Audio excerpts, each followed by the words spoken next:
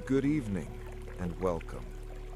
Tonight, we invite you to leave the noise of the modern world behind as we journey across the vast expanse of time to the mist-shrouded peaks and fertile valleys of the Middle Kingdom.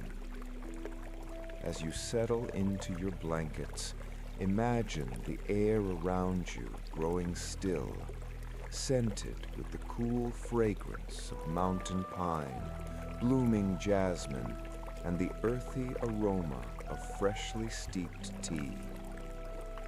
Let your breath slow to the steady, eternal pulse of the Yellow River and the Yangtze. Feel your muscles relax as if you were reclining on a silk cushion within a quiet courtyard, safe behind the vermilion walls of a pavilion that has stood since the dawn of the first dynasties. The ancient land of China is preparing for rest, and it invites you to do the same. Close your eyes and let the paper lanterns flicker low against the shadow of the starlit Great Wall, snaking across the horizon like a sleeping dragon. Beyond the gates, the wind whispers through the bamboo groves, a soft melody that has lulled scholars and emperors to sleep for millennia. Imagine the distant chime of a bronze bell marking the end of the day's watch. The bustling markets of Chang'an have grown quiet. The merchants have packed away their silks, and the calligraphers have laid down their brushes. The heavy iron gates of the city click shut, sealing in the peace of the night. You are safe, cocooned in a history that stretches back through the ages, protected by the wisdom of the ancestors. Feel the weight of the day lifting from your shoulders, replaced by the lightness of a falling peach blossom. The stars above are the same ones that guided the path of the Silk Road, shimmering like silver coins cast upon a dark velvet robe. There is no urgency here, only the slow, rhythmic turning of the seasons and the quiet grace of the mountains. As the mist settles over the terraced rice fields, prepare to drift into a deep, timeless sleep. The mandate of heaven is at peace. The rivers flow toward the sea, and your journey into rest has finally begun. The story of China does not begin with a crown or a conquest, but with a unique, powdery earth known as loess. Blown in from the Gobi Desert over eons, this fine yellow silt settled in the basin of the Yellow River, creating a landscape that was both incredibly fertile and frustratingly fragile. It was here, amidst a horizon of gold-tinted dust, that the first settled communities began to experiment with the radical idea of staying in one place. Unlike the rocky soils of the south, the loess was soft enough to be tilled with primitive wooden tools, inviting the first ancestors of the Middle Kingdom to sink their roots deep into the riverbanks. By roughly 5000 BCE, these experiments in settlement had coalesced into vibrant Neolithic cultures, most notably the Yangshao. In villages like Ban Po, near modern-day Xi'an, we find the architectural blueprints of a nascent civilization, circular and square dwellings dug halfway into the earth to insulate against the biting northern winters. These were not the isolated huts of lone hermits, but organized clusters surrounding a central communal plaza. The very layout of the village suggests a society where the survival of the group took precedence over the ambitions of the individual, a cultural trait that would become a cornerstone of Chinese philosophy for the next 7,000 years. The centerpiece of life in these villages was the communal kiln and the shared granary. Pottery from this era, decorated with sophisticated geometric patterns and stylized fish, reveals a people who had the leisure of the stomach to pursue art. Yet this art was functional, designed to store the surplus of foxtail millet that the Loess soil provided. This surplus was the first true form of wealth in ancient China, but it was a wealth that required constant collective protection. To farm this land was to enter into a high-stakes gamble with the elements, specifically the river that gave the valley its life. The Yellow River, often called the Mother River, earned a darker epithet during these millennia, China's Sorrow. Because of the heavy Loess silt it carried, the riverbed was prone to rising, causing the water to burst its banks with a violence that could erase entire villages overnight. To live in the valley was to live in a state of perpetual engineering. The Neolithic people began the grueling, multi-generational process of taming the torrent, using nothing but stone hose and woven baskets to build the first primitive levees and irrigation ditches. This constant battle with the water acted as a social crucible. A single family could not stop a flood. Even a single village would struggle.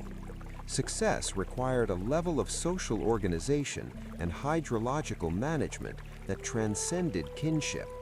It forced neighboring communities to coordinate their labor, share their resources, and submit to a common plan. Historians often point to this period as the origin of Chinese collectivism. The all-under-heaven mentality was forged not in a palace, but in the mud of the riverbanks where thousands of hands worked in unison to hold back the tide. As these irrigation projects grew in scale, so did the need for leadership. The transition from tribal elders to proto-monarchs likely began with the water managers, individuals who possessed the technical knowledge and the charismatic authority to direct massive labor forces. The legends of the Great Yu, who supposedly spent 13 years dredging the riverbeds to save the land from the Great Flood, are likely a mythological echo of these real Neolithic leaders.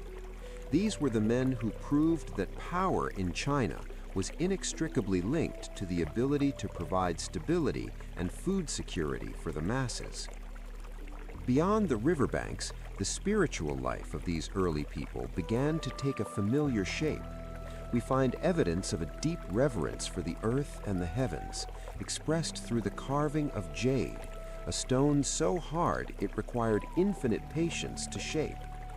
The Kong, square jade tubes with circular holes, and the Bi, flat jade discs found in late Neolithic sites like those of the Liangju culture, suggest a sophisticated understanding of the cosmos, the square representing the earth and the circle representing the sky.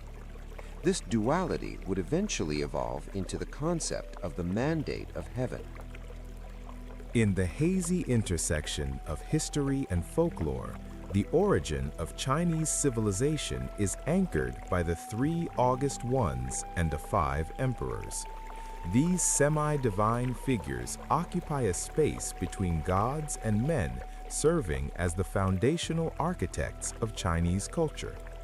The 3 August Ones are often credited with the invention of the fundamental tools of survival: Fuxi with hunting and writing, Nuwa with the creation of humanity and the repair of the heavens, and Shennong with the discovery of agriculture and herbal medicine. Their era represents a time of primordial harmony, where the line between the celestial and the terrestrial was thin, and the basic building blocks of a settled society were first laid down. As the mythic timeline shifts toward the 5 emperors, the narrative transitions from cosmic creation to the challenges of governance and social order. The most prominent among these is the Yellow Emperor, Huangdi, who is traditionally viewed as the ancestor of all Han Chinese people. During this period, the focus moved toward the standardization of laws, the invention of the calendar, and the establishment of a centralized authority. This era serves as the philosophical blueprint for the Chinese state, emphasizing that a leader's primary duty is to bring order to the chaos of nature and human behavior. The most enduring tale within this cycle is that of Great Yu, Yu the Great, the founder of the Xia dynasty. Unlike the figures before him who wielded magic or divine decree, Yu's legend is defined by grueling physical labor and engineering. At the time, the Yellow River was a wild, unpredictable force prone to catastrophic flooding that wiped out entire villages and rendered the land unculturable. While previous attempts to stop the water involved building failed dams and dikes to block the floods, Yu realized that the water must instead be guided through a system of canals and irrigation. Great Yu's legend is synonymous with the Chinese ideal of the selfless leader. The most famous anecdote from his 13-year struggle against the waters recounts how he passed by his own home 3 times without ever stepping inside. On the first occasion, he heard his wife in labor.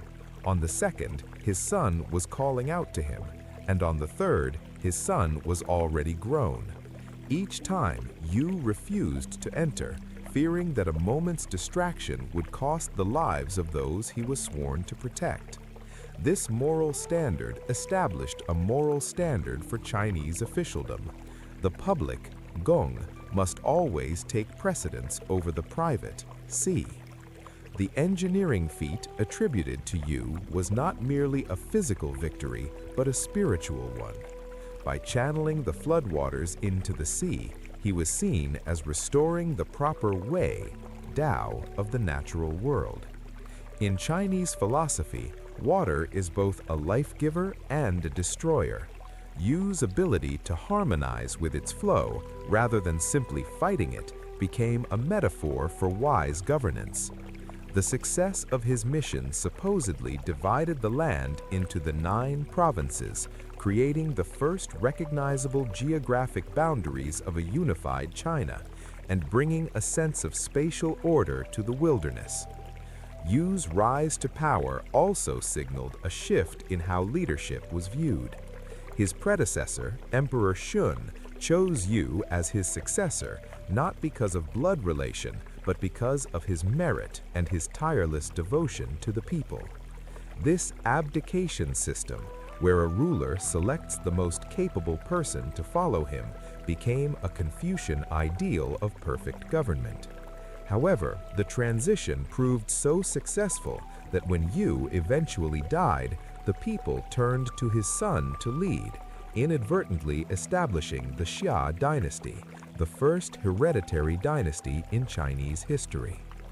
The story of Great Yu and the 5 emperors also serves as a historical echo of the transition from nomadic tribes to settled agrarian societies. Archaeological evidence from the early Tu culture suggests that there were indeed massive floods and significant social reorganization around 1900 BCE.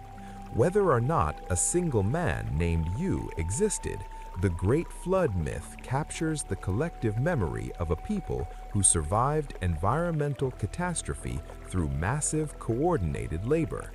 It marks the moment when the Chinese people stopped being victims of their environment and started becoming their stewards. Wealth and status in this mythic era were defined by virtue rather than gold or conquest. The emperors were depicted as wearing simple clothes and living in modest dwellings, prioritizing the welfare of the farmers over the luxury of the court. This sage king archetype deeply influenced later thinkers like Confucius and Mencius, who looked back to the 3 August Ones and 5 emperors as the golden age of human morality. The idea that a ruler's legitimacy comes from their ability to serve the people and maintain cosmic balance became the root of the mandate of heaven. The Xia dynasty exists in a unique historical space. acting as the bridge between the nebulous world of sage kings and the verifiable history of the Shang and Zhou. While the records of the Grand Historian by Sima Qian provide a detailed lineage of Xia kings, Western archaeology was long skeptical of their existence. However, the discovery and excavation of the early Tao culture in Henan province have provided a physical anchor for this transition. Early Tao represents a departure from the egalitarianism of late Neolithic tribes, showcasing the first true inklings of a palace-dwelling elite who commanded resources on a scale previously unseen in the Yellow River Valley. This period signals the profound evolution from a tribal confederacy to a hereditary monarchy. In the tribal model, leadership was often earned through merit or consensus among clan elders, much like the legendary abdication of Emperor Shun to Great Yu. With the establishment of the Xia, power became locked within a specific lineage. This shift suggests a massive reorganization of social loyalty. People were no longer just members of a clan, but subjects of a crown. This hereditary transition ensured political continuity, allowing for long-term projects like flood control and massive city building to persist across generations. At the heart of early Tao lies a sprawling urban complex that served as the prototype for all future Chinese capitals. Archaeologists have uncovered a walled palatial district complete with foundations for large-scale timber buildings. These were not communal longhouses, they were exclusive, elevated spaces designed to separate the ruler from the ruled. This spatial hierarchy is the physical manifestation of centralized authority. By physically elevating the monarch above the common populace, the Xia architects created a visual language of power that would be perfected in the Forbidden City thousands of years later. The economy of the Xia era was fueled by a newfound mastery of bronze metallurgy. Unlike the Near East, where bronze was primarily used for tools and weapons, the elites at early Tao commissioned the casting of elaborate ritual vessels. These ding, tripods, were not merely kitchenware, they were sacred symbols of the state's legitimacy. Controlling the mines and the craftsmen who could manipulate this magic metal allowed the Xia elite to monopolize the religious rituals necessary to appease the ancestors, effectively merging political power with divine sanction. The transition to a monarchy also necessitated a more complex social stratification. In the ruins of early Tao, we see a clear distinction between the burials of the elite and the commoners. High-ranking graves are filled with exquisite jade ornaments, turquoise inlaid bronze, and fine ceramics, while the graves of the poor are stark and simple. This suggests a society where wealth was no longer distributed based on immediate need, but was hoarded by a ruling class to fund the prestige economy that kept the monarchy in power. Centralized authority also demanded the ability to mobilize and feed a massive labor force. The Xia period saw the expansion of intensive agriculture, particularly the cultivation of millet and rice. The management of these surpluses required an administrative layer, ministers, overseers, and record keepers who served the palace.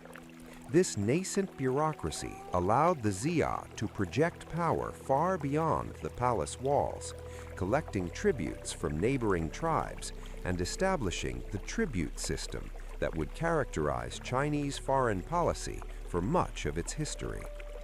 Furthermore, the Xia dynasty established the concept of the mandate of heaven, at least in its embryonic form. The ruler was not just a political figure, but a son or representative of the cosmic order. His primary duty was to maintain the Li, rituals, and ensure the harmony between the heavens and the earth.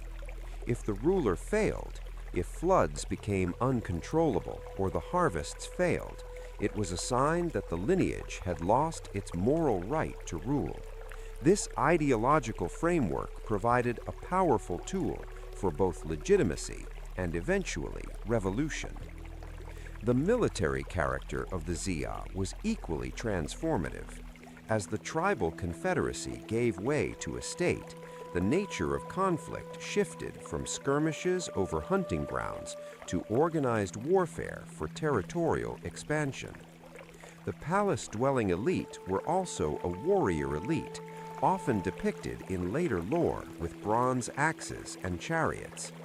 This centralization of violence meant that the Xia could protect their borders more effectively than a loose collection of tribes, but it also meant that the common people were increasingly taxed and conscripted to fuel the state's ambitions. Archaeologically, the early Tao site reveals a society that was increasingly standardized. From the orientation of the buildings along a north-south axis to the uniform styles of pottery found across the region, we see the first Chinese cultural identity taking shape. This homogenization served as the cultural glue that allowed a centralized monarchy to govern diverse groups. By creating a shared set of symbols and rituals, the Xia elite ensured that their subjects felt part of a larger, coherent civilization rather than a fragmented tribal landscape. Ultimately, the Xia dynasty and the early Tao culture that likely represents it was the Big Bang of the Chinese political system.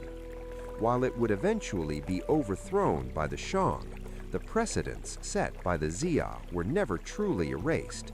They provided the blueprint for the Middle Kingdom, a centralized state, a hereditary ruler, a sophisticated bureaucracy, and a deep-seated belief that the health of the nation depended on the virtue and authority of the palace. Every subsequent dynasty was, in a sense, an elaboration on the themes first composed in the dust of the Yellow River Plains. The rise of the Shang dynasty, circa 1600 to 1046 BCE, marks a definitive threshold in human history, the moment when the shouting of the past finally finds a permanent voice. While the Shah may have laid the foundations of statehood, the Shang brought the clarity of the written word. This era saw the transition from a world of whispered legends to one of recorded facts, as the silence of prehistory was shattered by the scratch of a stylus on bone. For the first time, we do not have to guess at the anxieties of a civilization. We can read them directly from the artifacts they left behind. At the center of this cultural awakening were the oracle bones, primarily turtle plastrons and bovine shoulder blades. These were not mere surfaces for bookkeeping, but tools of a highly ritualized pyromancy. A diviner would apply a heated brand to the bone until it cracked, and the resulting fissures were interpreted as the voices of the ancestors. The questions and their subsequent answers were then painstakingly inscribed into the bone using an early form of Chinese script. These records represent a direct line of communication between the earthly sovereign and the spiritual realm, turning the mandate of heaven into a literal dialogue. The inscriptions on these bones reveal a society deeply preoccupied with the unpredictable. The king, acting as the high priest of the nation, asked about everything from the timing of the millet harvest to the success of an upcoming military campaign against the two tribes. Even the most intimate details, such as the cause of a royal toothache or the gender of an unborn child, were deemed worthy of ancestral consultation. This suggests a worldview where the physical and spiritual worlds were inextricably linked, and where the king's primary duty was to maintain the equilibrium between them through constant inquiry. While the scribes were recording the king's concerns, Shang craftsmen were pushing the boundaries of technology, perfecting the world's most sophisticated bronze casting. Utilizing the complex piece mold technique rather than the lost wax method favored in the West, the Shang were able to create vessels of immense weight and intricate detail. These bronzes were not intended for common use. They were sacred ritual objects, often decorated with the Tao Ti motif, a stylized zoomorphic mask that featured bulging eyes and no lower jaw, symbolizing the predatory power and mystical protection of the state.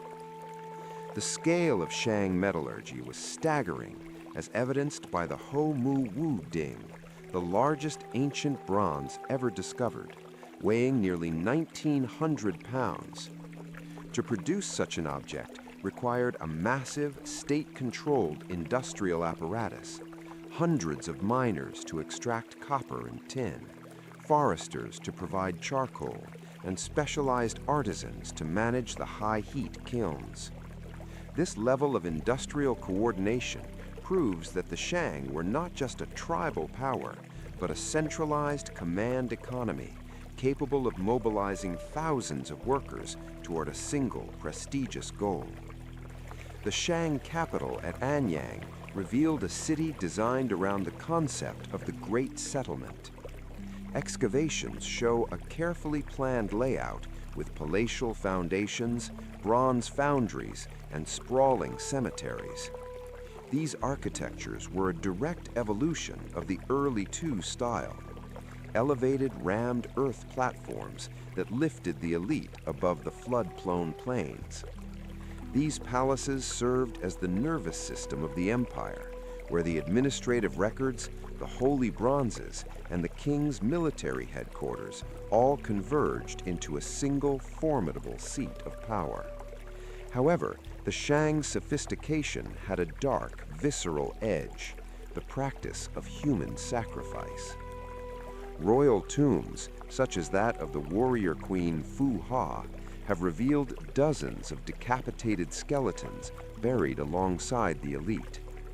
These were often prisoners of war or servants intended to serve their masters in the afterlife. To the Shang, death was not an exit, but a transition to a higher rank in the spiritual hierarchy. The more lives sacrificed, the greater the perceived influence the deceased would have in the spirit world, ensuring the continued prosperity of the living lineage. The discovery of Lady Fu Ha's tomb in 1976 provided a rare glimpse into the life of a Shang elite who defied traditional gender roles.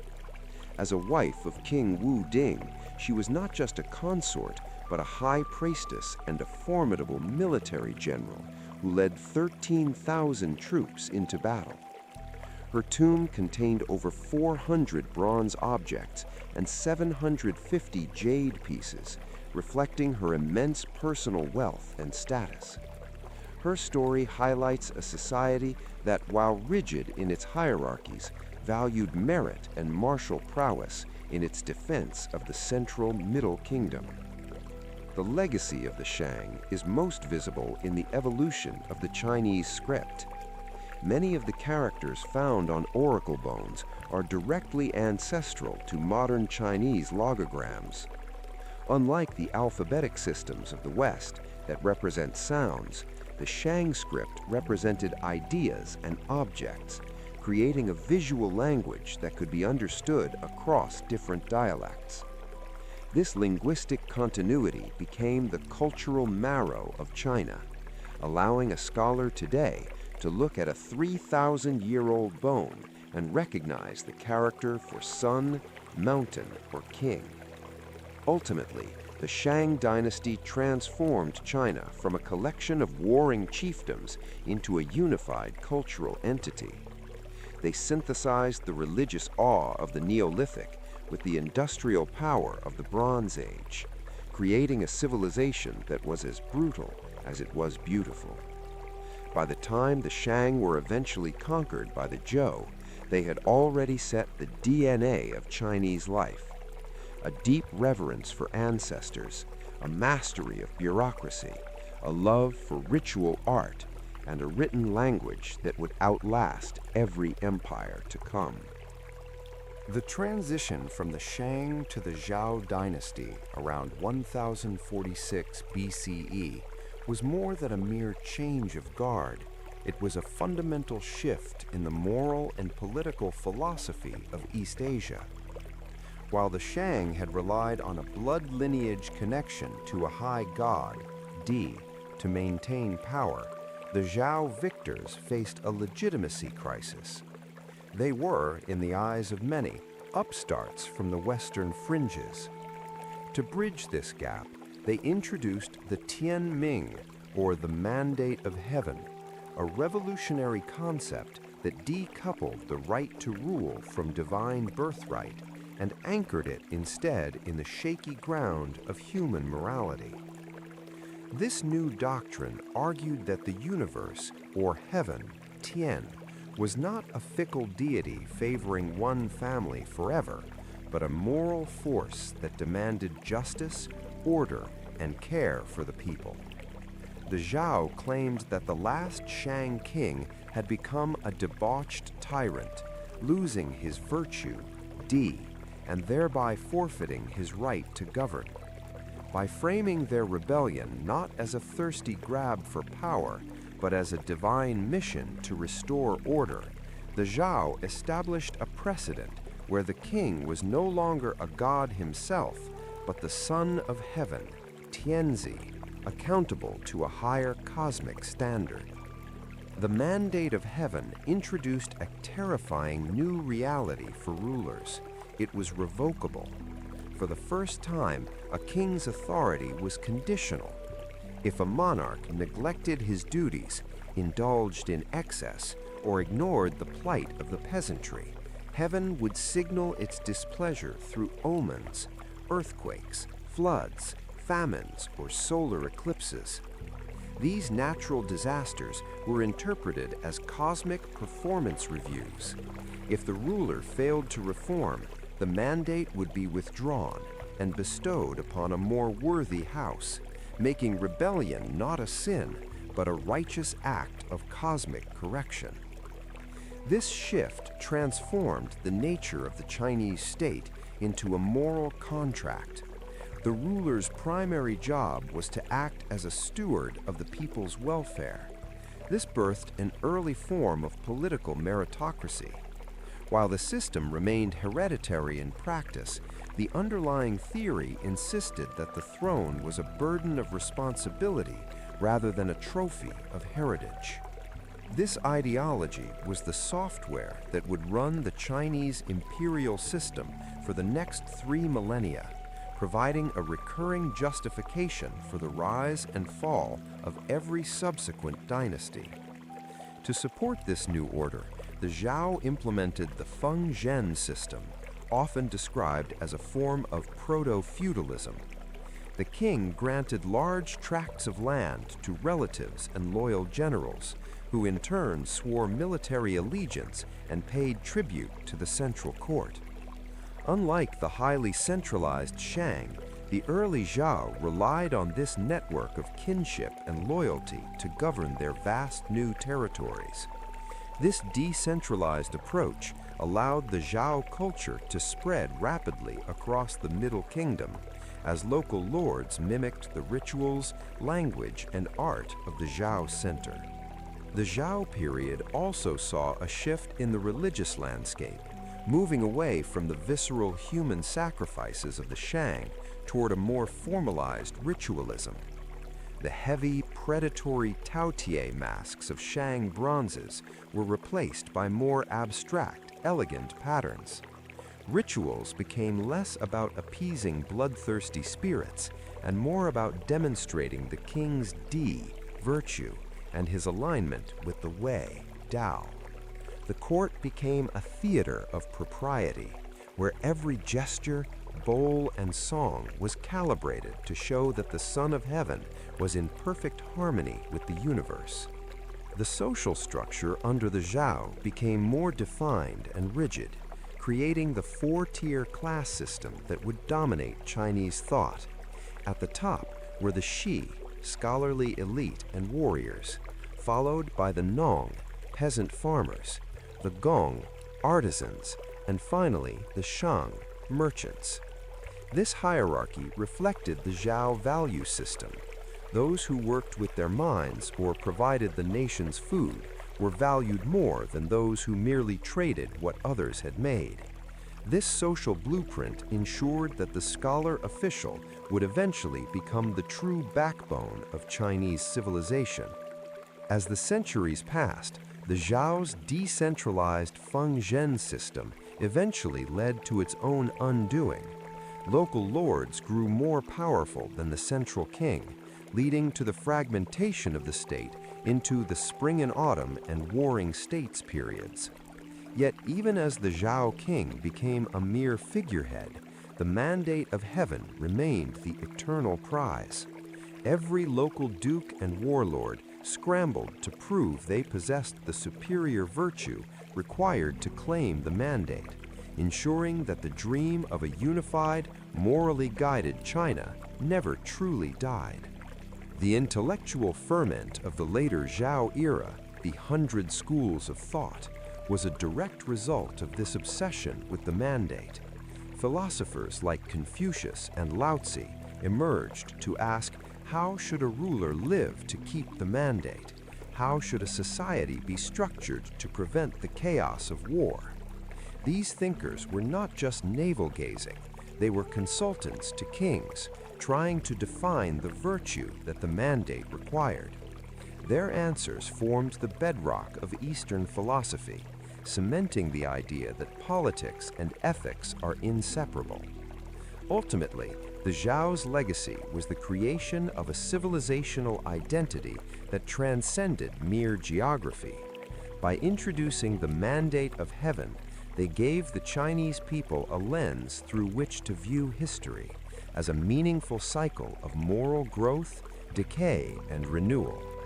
The Zhao proved that while empires may fall and kings may be executed, the mandate, the idea that power must be earned through service to the collective good, remained the eternal North Star of the Chinese political soul. The Western Zhou period, c. 1046 to 771 BCE, established a social and political architecture that historians often describe as feudalism with Chinese characteristics, or the Feng-Zhen system. Unlike the decentralized fragmentation often associated with the word, the Zhou system was a meticulously engineered web of loyalty designed to hold a vast, diverse territory together. At its summit sat the Son of Heaven, who did not rule through direct administrative control over every province, but through a sophisticated network of kinship ties and land grants, ensuring that the periphery remained tethered to the center through blood and obligation. At the heart of this stability was the concept of Zongfa, or the lineage system. This was the biological component of Zhou feudalism. Power was not just political, it was ancestral. The king was the great head of the primary lineage, while the local lords he appointed were the heads of branch lineages. This created a family tree model of governance, where the state was essentially the family writ large. To disobey the king was not just a crime of treason, but a sin against the family hierarchy and the ancestors who stood behind it. Complementing this kinship was the all-encompassing concept of li, or ritual. While often translated as etiquette or politeness, in the Western Zhou context, li was the invisible glue of the universe. It dictated the specific behavior, dress, musical instruments, and sacrificial vessels appropriate for every rank. Li ensured that the cosmic hierarchy was reflected in daily life. It provided a script for social harmony, ensuring that everyone knew their place and their duty. If the king performed the correct rituals, the seasons would turn, the harvests would flourish, and the social order would remain undisturbed. The economic foundation of this harmonious hierarchy was the well-field system, or Jingtian system. Legend and early records describe a method where a large square of land was divided into 9 smaller plots, resembling the Chinese character for well, or jing. 8 outer plots were farmed by individual families for their own subsistence, while the central plot was worked collectively, with its yield going to the local lord as tax. This system represented a moral economy.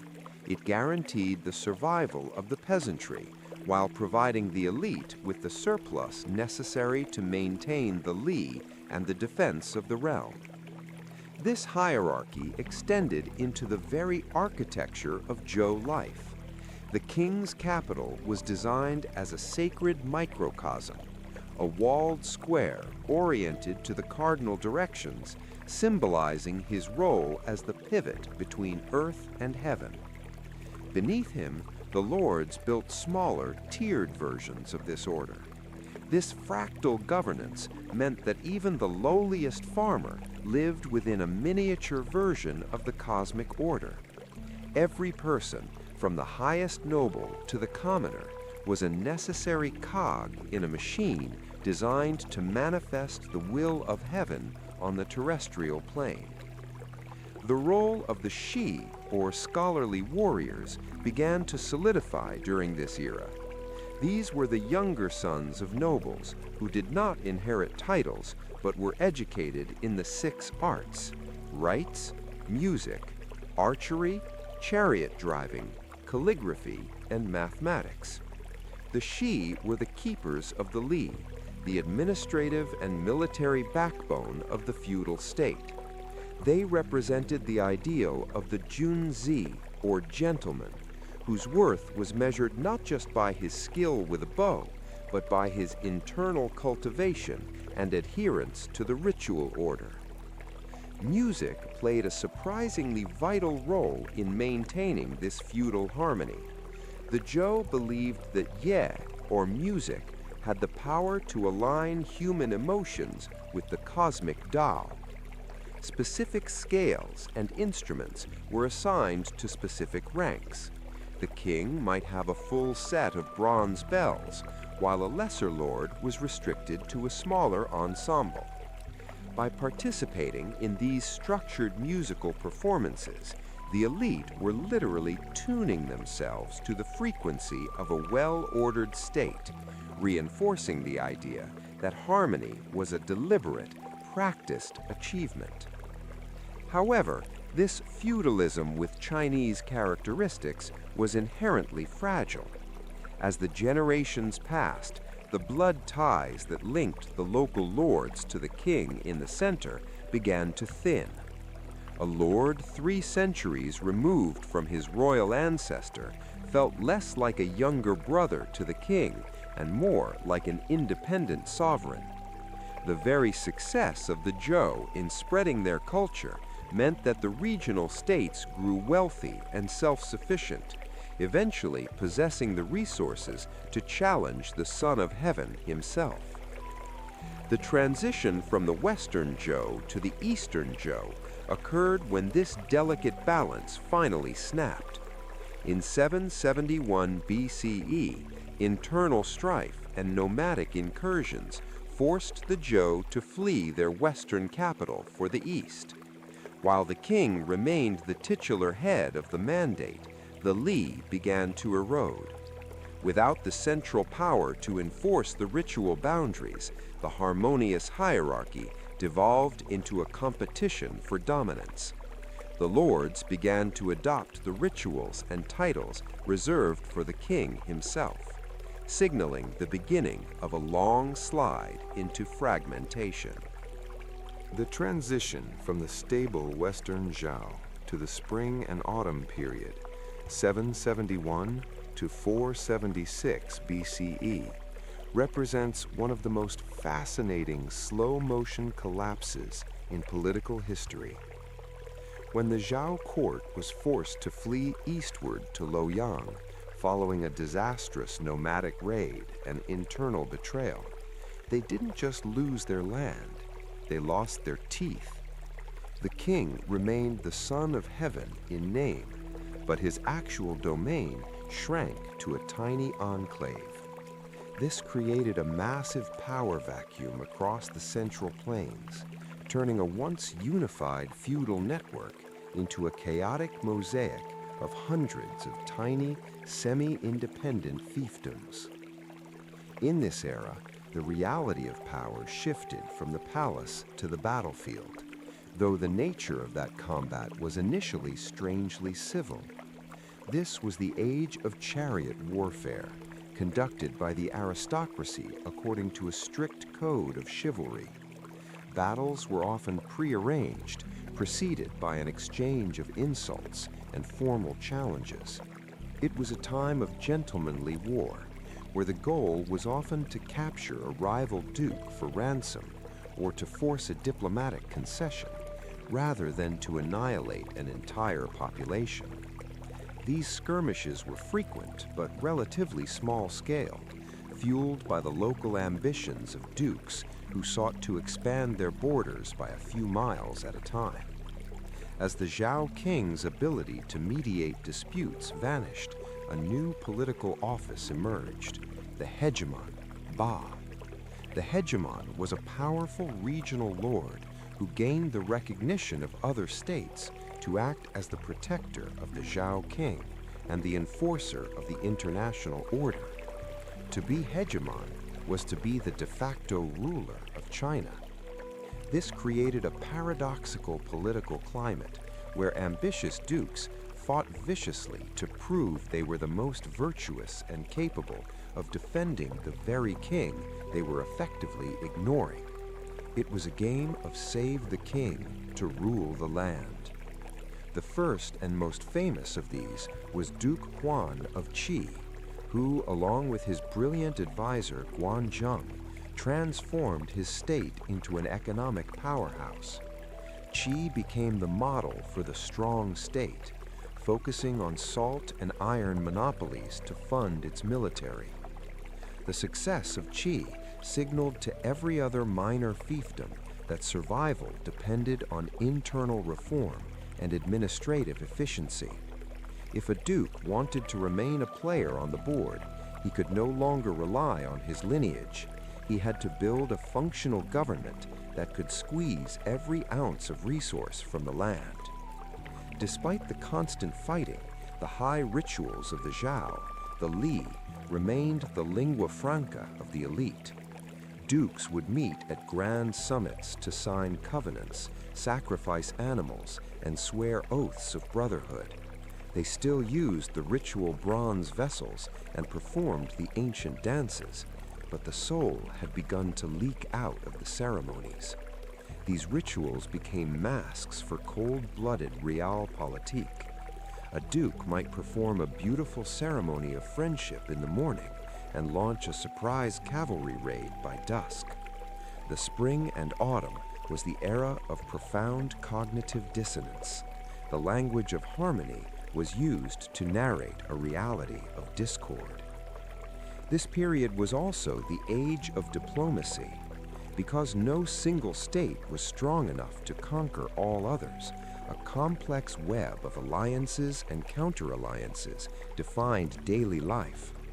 Professional diplomats and persuaders traveled from court to court, selling their strategic visions to whichever duke would listen. This created a marketplace of ideas where statecraft became a professional skill. It was no longer enough to be a brave warrior. A successful leader needed a think tank of advisors who understood economics, psychology, and the shifting winds of international favor. Technologically, The spring and autumn period saw the widespread introduction of iron tools, which revolutionized agriculture. For the first time, farmers could break the heavy, untamed soils of the river valleys, leading to a massive population boom. This increase in people meant more taxpayers and, more importantly, more potential soldiers. The gentlemanly chariot warfare of the early era began to feel obsolete as the sheer number of available men allowed for the creation of massive infantry units. The scale of the small-scale skirmishing began to grow, setting the stage for a much bloodier future. The social fabric also began to stretch and tear. The Shi class, the lower-tier aristocrats, found themselves in a unique position. As states grew more complex, dukes needed competent administrators more than they needed loyal relatives. The Shi began to move between states, offering their services to the highest bidder. This created a mobile, meritocratic elite who cared more about effective governance than traditional family ties. This itinerant scholar phenomenon would eventually produce the greatest philosophers in Chinese history, who sought a way to stop the chaos they witnessed every day. The name of the era itself comes from the Spring and Autumn Annals, a laconic chronicle of the state of Lu, traditionally attributed to Confucius. The book is a dry list of eclipses, births, deaths, and battles, but the praise and blame philosophy associated with it reflects the deep moral anxiety of the time. People felt that the world was without the way. Tian Sha Wu Dao. There was a sense that the golden age of the Western Zhao was slipping away, replaced by a world where the strong did what they could and the weak suffered what they must. As the period drew to a close, the hundreds of tiny fiefdoms had been swallowed up by a handful of great powers. The pretense of protecting the king was becoming an exhausted joke. The chivalry of the chariot was dying, replaced by the lethal efficiency of the crossbow and the massed infantry. The spring and autumn period was the Indian summer of Chinese feudalism, a beautiful, culturally rich, but ultimately doomed era of aristocratic rivalry that was about to descend into the total existential warfare of the warring states. Amidst the political chaos of the spring and autumn period, a minor official from the state of Lu named Kongfuzi, known to the West as Confucius, set out on a journey that would redefine the soul of East Asia. He lived in an era where the Li, rituals, had become hollow, and the mandate of heaven was used as a convenient excuse for regicide. Confucius did not see himself as an innovator or a revolutionary. Instead, he viewed himself as a transmitter of forgotten truths. He looked back at the early Western Zhou as a lost paradise and believed that the only way to heal a fractured world was to return to the way of the ancients. At the core of his philosophy was the concept of Ren, humaneness or benevolence. Confucius argued that a stable society could not be built through harsh laws or the edge of a sword, but through the cultivation of the individual's heart. He taught that if people practiced empathy and acted with integrity, the need for coercion would vanish. For Confucius, the Junzi, the exemplary person or gentleman, was not defined by noble birth, but by moral character. This was a radical democratization of virtue. Any man, regardless of his station, could become noble through disciplined self-cultivation. To achieve this state of grace, Confucius emphasized the practice of Li, ritual propriety. Unlike the dukes who used ritual as a political mask, Confucius saw Li as a profound spiritual discipline. He believed that the way we eat, the way we speak to our elders, and the way we mourn our dead are the ballast of civilization. By performing these small daily rituals with sincerity, an individual aligns themselves with the cosmic order. Ritual was the external training that shaped the internal character, transforming a chaotic animal into a civilized human being. The primary classroom for this moral education was the family, centered on the virtue of Shao, filial piety. Confucius taught that the family was the microcosm of the state. If a child learned to respect their parents at home, they would naturally grow into a citizen who respected the law and the ruler. This created a chain of devotion that anchored the individual. By honoring one's ancestors and caring for one's elders, the individual became part of a timeless continuum, ensuring that society remained rooted even as political winds shifted. Confucius organized his social vision around the 5 key relationships: ruler to subject, father to son, husband to wife, elder brother to younger brother, and friend to friend. Each relationship carried specific duties. The superior, the ruler or father, was obligated to provide protection, wisdom, and benevolence, while the inferior, the subject or son, owed loyalty and obedience. Crucially, this was a reciprocal arrangement. If a ruler was not benevolent, he was failing his duty. If a father was not wise, he was failing his role. This created a system of mutual accountability that theoretically prevented tyranny. Education was the engine of this Confucian world. He was among the first in history to offer private instruction based on a student's potential rather than their wealth or pedigree. His curriculum focused on the 6 arts and the study of the classics, such as the Book of Odes and the Book of History. Confucius believed that literature and history were the collective memory of the human race. By studying the successes and failures of the ancients, a student could develop hui, wisdom, and avoid the pitfalls of arrogance and greed.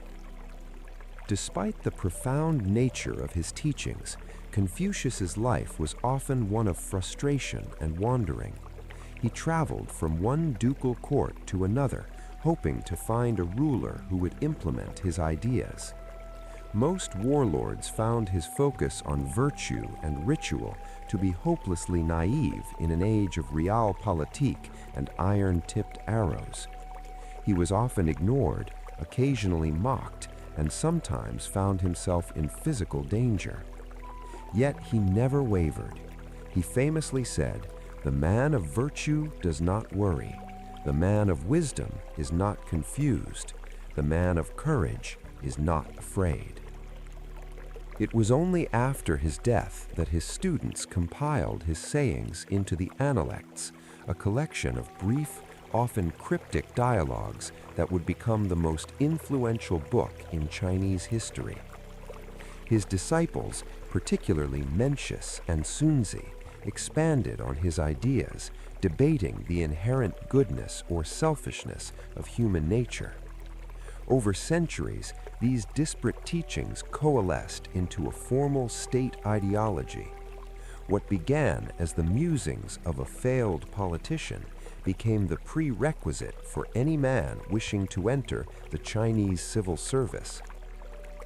The long-term impact of Confucianism was the creation of the scholar official, Mandarin. This meritocratic bureaucracy allowed China to maintain a sense of unity even during periods of dynastic collapse. While the soldiers fought over borders, the scholars remained dedicated to the same texts and the same moral code. This intellectual marrow meant that whenever China was broken, there was always a shared blueprint available to put it back together. The way of the ancients provided a bridge across the centuries. Ultimately, Confucius's greatest contribution was the belief that harmony is a choice, not a mandate. He taught that peace begins with the rectification of the individual's own heart. Even in the darkest moments of the spring and autumn period, he held on to the hope that a single virtuous person could influence the world. His legacy is a civilization that, for all its wars and upheavals, has never stopped believing that the ultimate goal of humanity is to live in a state of Da Tong, a great unity, a world where the wise lead, the young are nurtured, and the elderly are honored. In stark contrast to the structured social engineering approach of Confucianism, the enigmatic figure of Lao Tzu, or the Old Master, offered a radical alternative through the Tao Te Ching. While Confucius sought to fix society by perfecting human relationships and rituals, Lao Tzu suggested that the very act of trying was the problem. He proposed that the world was already governed by an underlying, invisible force known as the Tao, the way, the primordial source of all existence. To Lao Tzu, true wisdom lay not in accumulating knowledge or social status, but in stripping away artificial layers to align oneself with the natural, effortless flow of the universe. The central pillar of this philosophy is the concept of Wu Wei, often translated as non-action or effortless action. This is not an invitation to laziness, but rather a call to act in harmony with the grain of nature. Lao Tzu used the metaphor of water to illustrate this point. Water is the softest substance, yet it can wear away the hardest stone. It does not compete, it simply flows to the lowest places and nourishes everything without effort. By practicing Wu Wei, a person ceases to struggle against the current of life, achieving their goals through timing and intuition rather than brute force and rigid planning. This philosophy extended directly into the realm of politics, offering a scathing critique of the meddling warlords of the time. Lao Tzu argued that the best government was the one that interfered the least with its people. He famously wrote, "Governing a large country is like frying a small fish. Too much poking and prodding will ruin it." In a Taoist state, the ruler is a shadowy figure who remains in the background. When the work is done and the people are prosperous, they do not praise the king. Instead, they say, "We did it ourselves." This was a direct rebuke to the highly visible, ritual-heavy leadership of the Zhou elite. Lao Tzu viewed the sophistication of civilization with deep suspicion. While the Confucians celebrated the arts, music, and complex hierarchies, the Taoists warned that these were merely distractions that blinded the senses and corrupted the heart. He believed that the more laws and edicts a state issued, the more thieves and outlaws would be produced. For the Taoist, the ideal society was the small state with few people, a rustic utopia where citizens lived simply, valued their lives over expansion, and found contentment in their immediate surroundings without the desire to travel or conquer. The Taoist worldview is defined by the balance of yin and yang, the idea that all things exist as a harmony of opposites. Strength is rooted in weakness, light is defined by shadow. Confucius focused almost entirely on the yang aspects of life: activity, paternal authority, and social structure.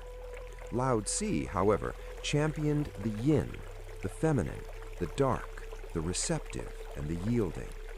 He taught that by embracing the mother of the world and remaining flexible like a young sapling, a person could endure the storms of life that would snap a rigid, strong oak tree. Knowledge, in the Taoist sense, is a process of unlearning. Lao Tzu taught that the scholar gains every day, but the man of the Tao loses every day. To follow the way is to shed the labels, prejudices, and intellectual categories that divide the world into good and bad, or us and them. By returning to the state of the uncarved block, or pu, a person regains their original, spontaneous nature. This state of simplicity is seen as the ultimate power, as the uncarved block is full of infinite potential precisely because it has not yet been shaped by the desires of others. The Taoist worldview is defined by a unique perspective on death and the cycle of life.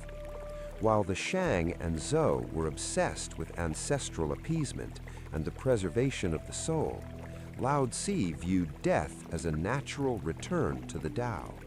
Life and death are merely the inhale and exhale of the universe. This perspective provided a profound sense of psychological peace amidst the carnage of the Warring States period. If one is truly part of the eternal Tao, then there is no self to be destroyed, and therefore no reason to fear the inevitable end of the physical body. In the marketplace of ideas, Taoism functioned as a much-needed pressure valve for the Chinese soul. If Confucianism was the suit of clothes one wore to the office, representing duty, hierarchy, and public service, then Taoism was the act of taking those clothes off at the end of the day to walk barefoot in the grass. It provided a space for artistic expression, poetry, and individual spirituality that was independent of the state. Many Chinese scholars throughout history were Confucians by day and Taoists by night, balancing their social obligations with a private search for the way. Technologically and scientifically, Taoism had an unexpected impact. Because Taoists were obsessed with understanding the natural flow of the world, they became the first great observers of nature in China. Their experiments in alchemy, seeking the elixir of immortality, led to the discovery of gunpowder, the compass, and various medicinal herbs. Their desire to harmonize with the earth's energy gave birth to feng shui.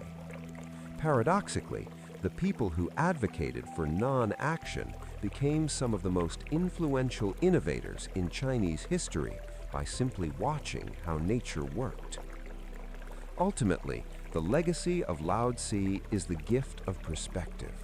In a world that is often loud, demanding, and obsessed with progress, Taoism reminds us that there is a power in silence and a wisdom in letting go. It teaches that the universe is not a machine to be mastered, but an organism to be respected. The Tao Te Ching remains one of the most translated books in history because its core message is universal, that by quieting the ego and following the effortless path, we can find a sense of home in a world that is in constant flux. The transition from the Spring and Autumn period to the Warring States period, 475 to 221 BCE, marked a terrifying evolution in human conflict. The gentlemanly skirmishes of the past, dictated by chariots and chivalry, vanished in the face of total war. Armies grew from a few thousand nobles to hundreds of thousands of conscripted peasants, and the goal shifted from capturing a rival duke to the total annihilation of the enemy state. In this climate of existential dread, a general named Sun Tzu penned The Art of War, a text that stripped the romance from the battlefield and replaced it with a cold, analytical science of survival. Sun Tzu's core philosophy was revolutionary because it argued that the greatest victory is that which requires no battle. While his contemporaries were focused on raising larger levies and forging sharper iron, Sun Tzu realized that brute force was the most expensive and risky way to achieve a political objective. He viewed war as a grave matter of state that could lead to ruin if handled emotionally. His strategy was built on the principle of conservation. If you can break the enemy's will, disrupt their alliances, or capture their resources intact through psychological means, you have achieved the ultimate height of skill. Central to this approach was the mastery of deception.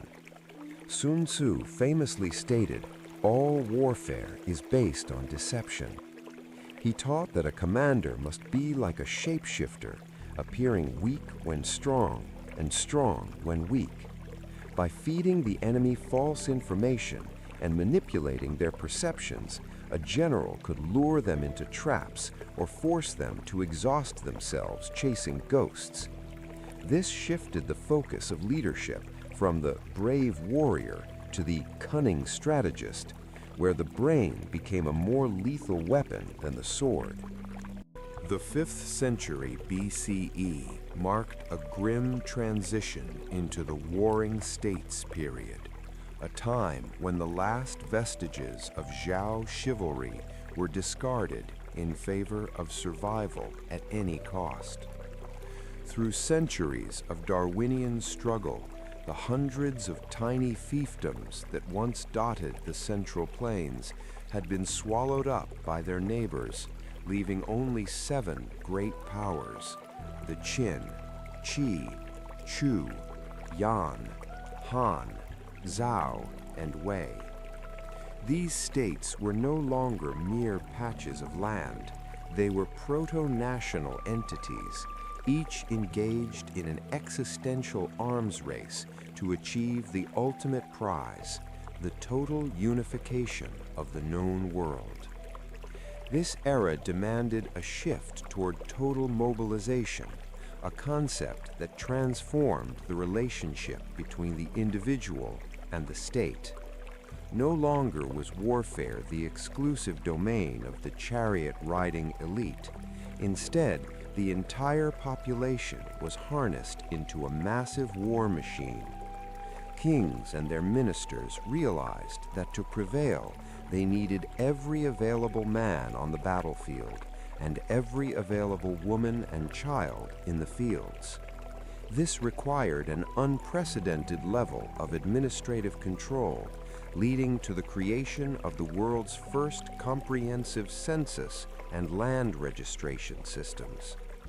To manage this scale of mobilization, a cold and pragmatic philosophy known as legalism, Fajia, began to take root, most notably in the harsh western state of Qin. While Confucians spoke of virtue and Taoists spoke of nature, the legalists spoke of the 2 handles, reward and punishment. They believed that human nature was inherently selfish and that a stable society could only be maintained through clear, public laws and a state so powerful that none dared to defy it.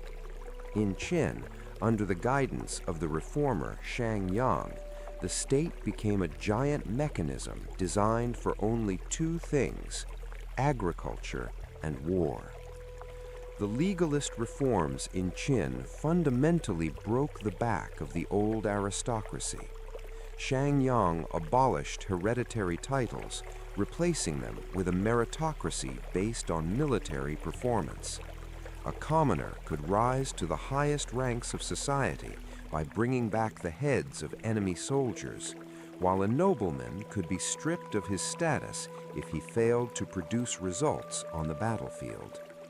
This incentivized the entire population of Qin to become a professionalized warrior class, turning the state into a predatory force that the more traditional Eastern states viewed with a mixture of awe and terror.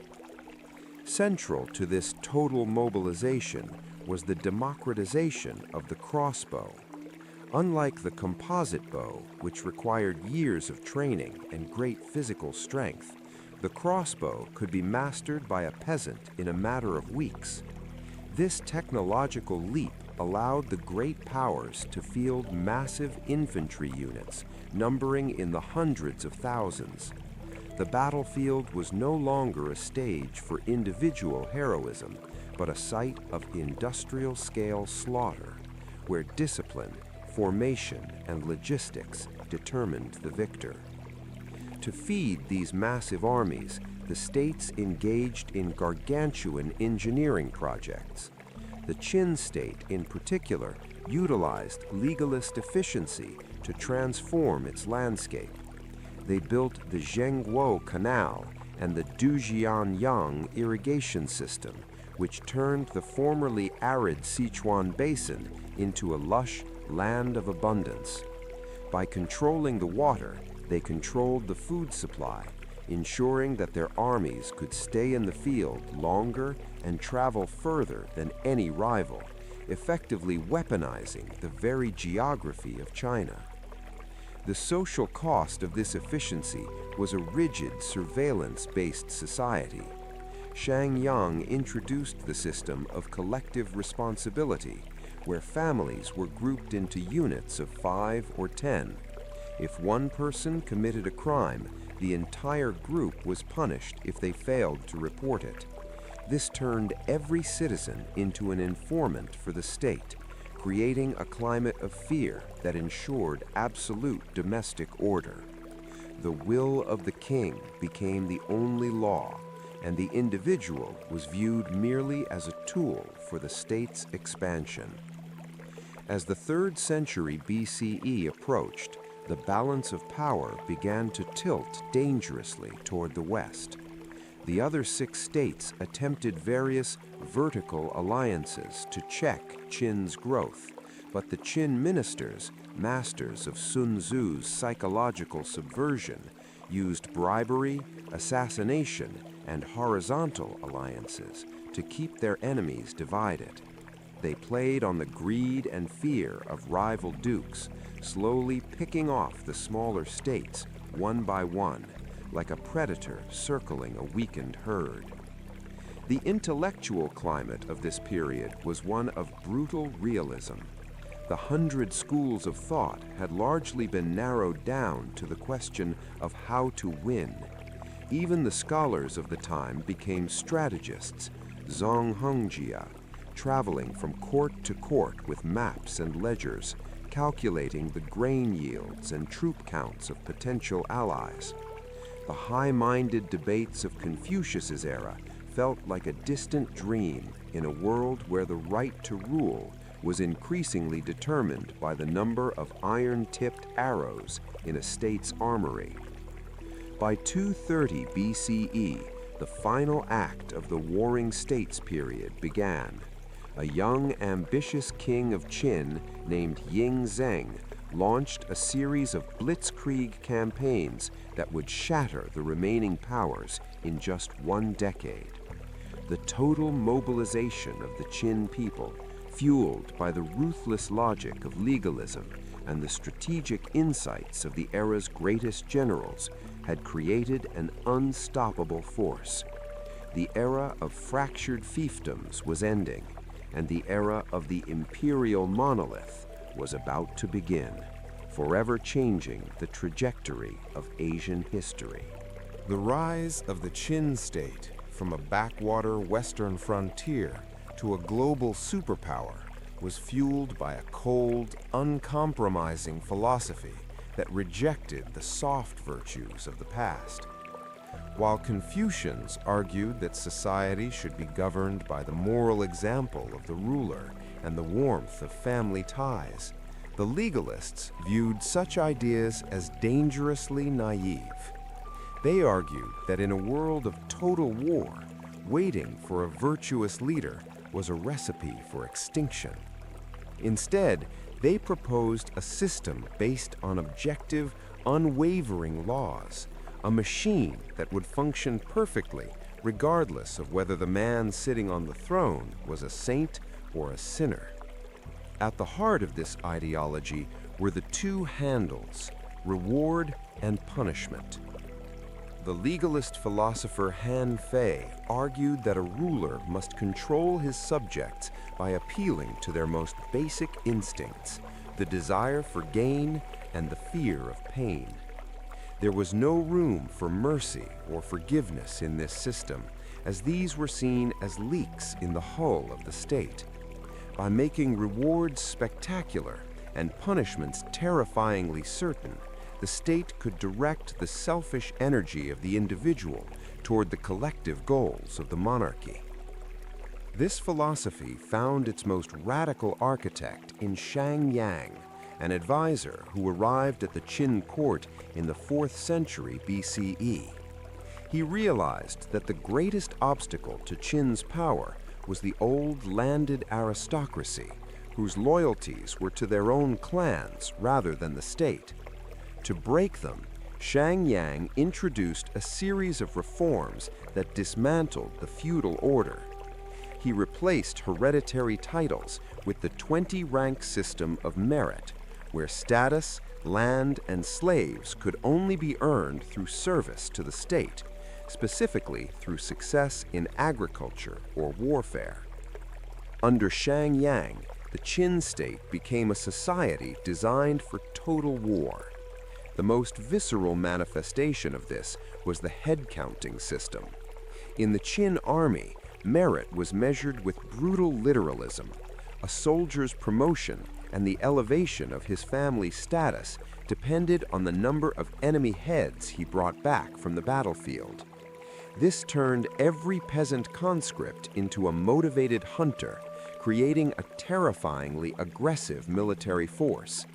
Foreign chroniclers often describe the Qin soldiers as monsters who fought without helmets or shields, driven by a bloodthirsty zeal to improve their social standing. To support this war machine, the legalists implemented a system of collective responsibility, or baojia. The entire population was divided into small groups of 5 or 10 households. If one person committed a crime, such as draft dodging or hoarding grain, every member of the group was held equally liable unless they reported the offender to the authorities. This effectively turned every citizen into a state spy, ensuring that the king's laws reached into the most private corners of every home. It created a society of absolute discipline where the cost of dissent was too high for anyone to pay. The economy was similarly streamlined through agrarian legalism. Shang Yang believed that any profession that didn't contribute to food production or military strength was parasitic. He levied heavy taxes on merchants and intellectuals, forcing the population toward the fundamental occupations of farming and fighting. By standardizing weights, measures, and even the lengths of cart axles, the Qin made the logistics of moving grain and troops across their territory as efficient as possible. The land was no longer a collection of ancestral estates. It was a factory floor for the production of power. The legalist state also required the standardization of thought. To ensure that no competing ideologies could undermine the state's authority, the Qin later famously engaged in the burning of books and burying of scholars. Works of poetry, philosophy, especially Confucianism, and history were seen as lice that weakened the state's resolve. The only books permitted were those concerning practical matters like medicine, divination, and agriculture. By narrowing the intellectual horizon of the people, the legalists ensured that the only truth available was the law of the Qin. This well-oiled machine allowed the Qin to engage in massive public works that were essentially military projects in disguise. They built thousands of miles of straight roads to allow rapid troop movement and commissioned the Lingkou Canal to connect river systems for southern invasions. These projects were completed using the labor of hundreds of thousands of convicts and conscripts, many of whom died in the process. To a legalist, these deaths were a necessary friction. The individual was a replaceable part in a grander mechanism. The success of legalism was undeniable. In just a few decades, the Qin transformed from a ridiculed barbarian state into an unstoppable juggernaut that aristocracy was the greatest obstacle to Qin's power, whose loyalties were to their own clans rather than the state. To break them, Shang Yang introduced a series of reforms that dismantled the feudal order. He replaced hereditary titles with the 20-rank system of merit, where status, land, and slaves could only be earned through service to the state, specifically through success in agriculture or warfare. In 221 BCE, the dust of the Warring States period finally settled, revealing a landscape transformed. King Zheng of Qin had achieved what generations of his ancestors had only dreamed of: the total subjugation of the 6 states. The fall of Qi, the last rival power, signaled the end of centuries of bloodshed and the birth of a unified entity that would henceforth be known as China. This was not merely a military victory, it was a total reimagining of the world. Zheng looked upon the title of king and found it insufficient for the magnitude of his achievement. He reached back into the mythic past to create a new title, Huangdi, or Emperor, signifying a ruler whose authority was not just political, but cosmic. As Qin Shi Huang, the first emperor, he immediately set out to dismantle the old feudal order that had allowed the states to fracture in the first place. He abolished the Feng Zhen system of land grants to relatives, replacing it with a centralized administrative structure of 36 commanderies. Each was governed by officials appointed directly by the emperor based on their loyalty and merit rather than their bloodline. This was a move to ensure that no local lord could ever again build a private power base to challenge the central thread of the empire. To solidify this political unity, the emperor realized he had to unify the very tools of daily life. Before 221 BCE, a merchant traveling across China would have been hampered by dozens of different systems of measurement. Qin Shi Huang mandated a universal system of weights and measures. He distributed standardized bronze weights and measuring cups across the empire, ensuring that a bushel of grain in the north was identical to one in the south. This economic unification was the oil that allowed the machinery of tax collection and trade to function without friction. Currency followed a similar path of radical standardization. The knife money and spade money of the defeated states were melted down or banned. In their place, the emperor introduced the banliang coin, a circular bronze coin with a square hole in the center. The round shape represented the heavens, while the square hole represented the earth. This design was not only symbolic of the emperor's role as the pivot between the two, but it was also practical, allowing coins to be strung together for easy transport.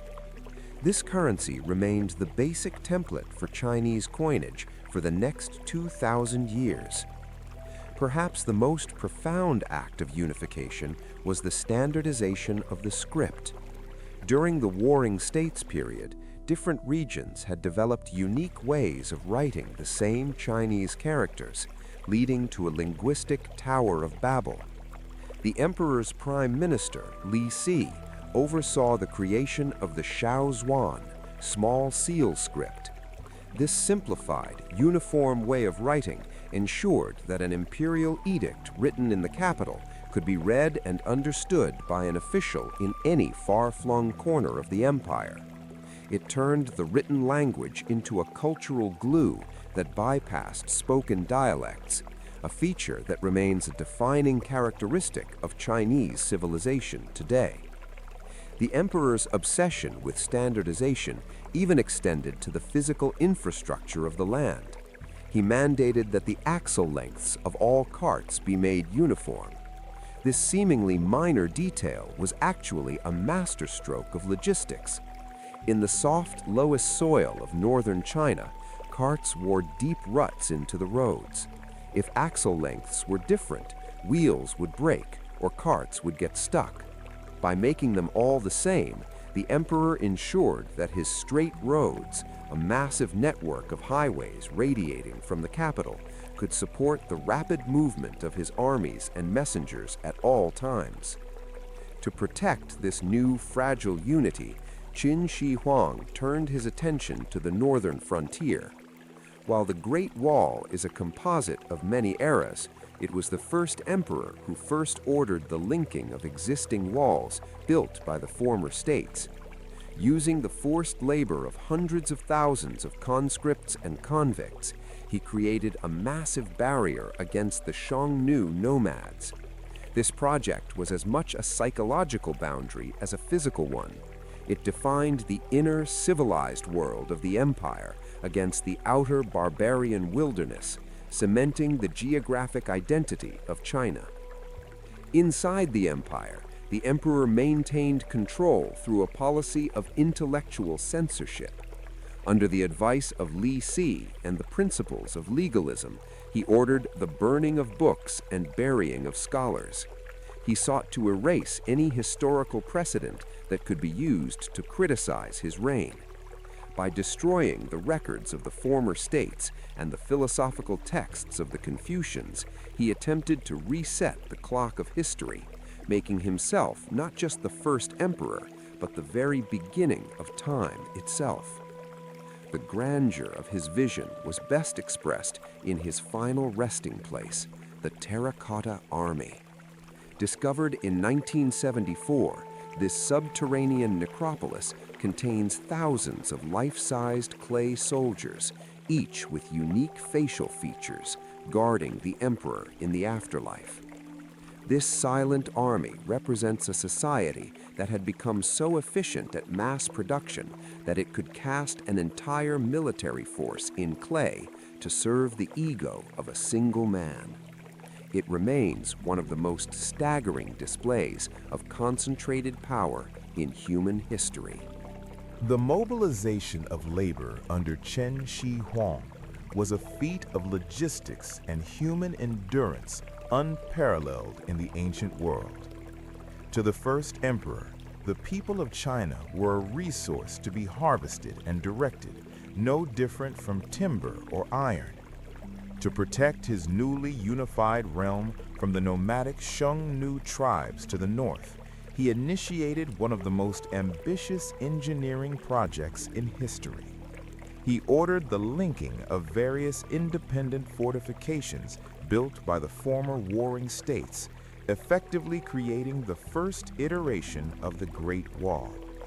This was not the stone dragon we see today, but a massive rampart of rammed earth and stone that stretched thousands of miles, serving as a physical and psychological boundary for the Middle Kingdom.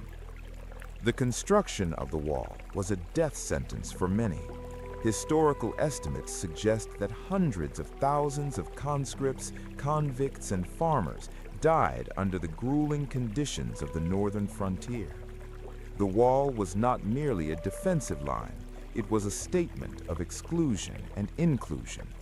By walling out the barbaric nomads, the emperor defined the geographic and cultural limits of what it meant to be Chinese.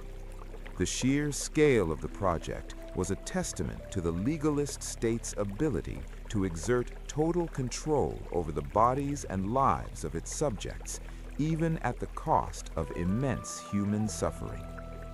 While the Great Wall protected his terrestrial empire, Qin Shi Huang was equally obsessed with the security of his eternal soul. He viewed the afterlife not as a place of rest, but a continuation of his earthly reign.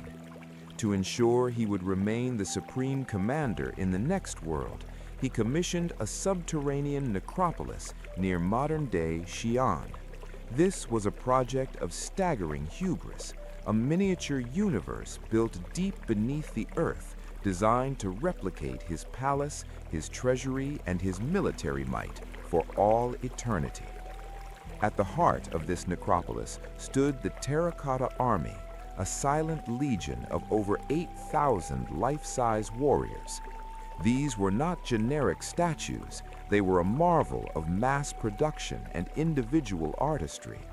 Each soldier possessed unique facial features, hairstyles, and expressions, suggesting they were modeled after real individuals in the Emperor's Guard. Arranged in precise battle formations with real bronze weapons, swords, spears, and crossbows, the army was designed to fight the spiritual battles the Emperor expected to face in the afterlife. The production of the terracotta warriors required a specialized industrial complex. Artisans used local clay to mold the bodies in sections, firing them in massive kilns, and then painting them in vivid colors, pinks, blues, and greens, that have since faded after centuries of exposure. The logistics of creating 8,000 soldiers, along with chariots and life-size horses, demonstrated that the Emperor's centralized command could standardize art just as easily as it standardized weights and currency. It was the ultimate display of a ruler who believed his authority was absolute, even over death. However, the Emperor did not merely want to rule the afterlife, he wanted to avoid it altogether. As he aged, his fear of death blossomed into a desperate, all-consuming obsession with physical immortality. He became a patron of Fang Shi, mystics and alchemists who claimed to know the secrets of eternal life. He sent massive expeditions of thousands of young men and women into the Eastern Sea to find the mythical Mount Penglai, the abode of the immortals, in search of a legendary elixir that would halt the ticking of his biological clock. This quest for immortality led the Emperor down a path of toxic experimentation.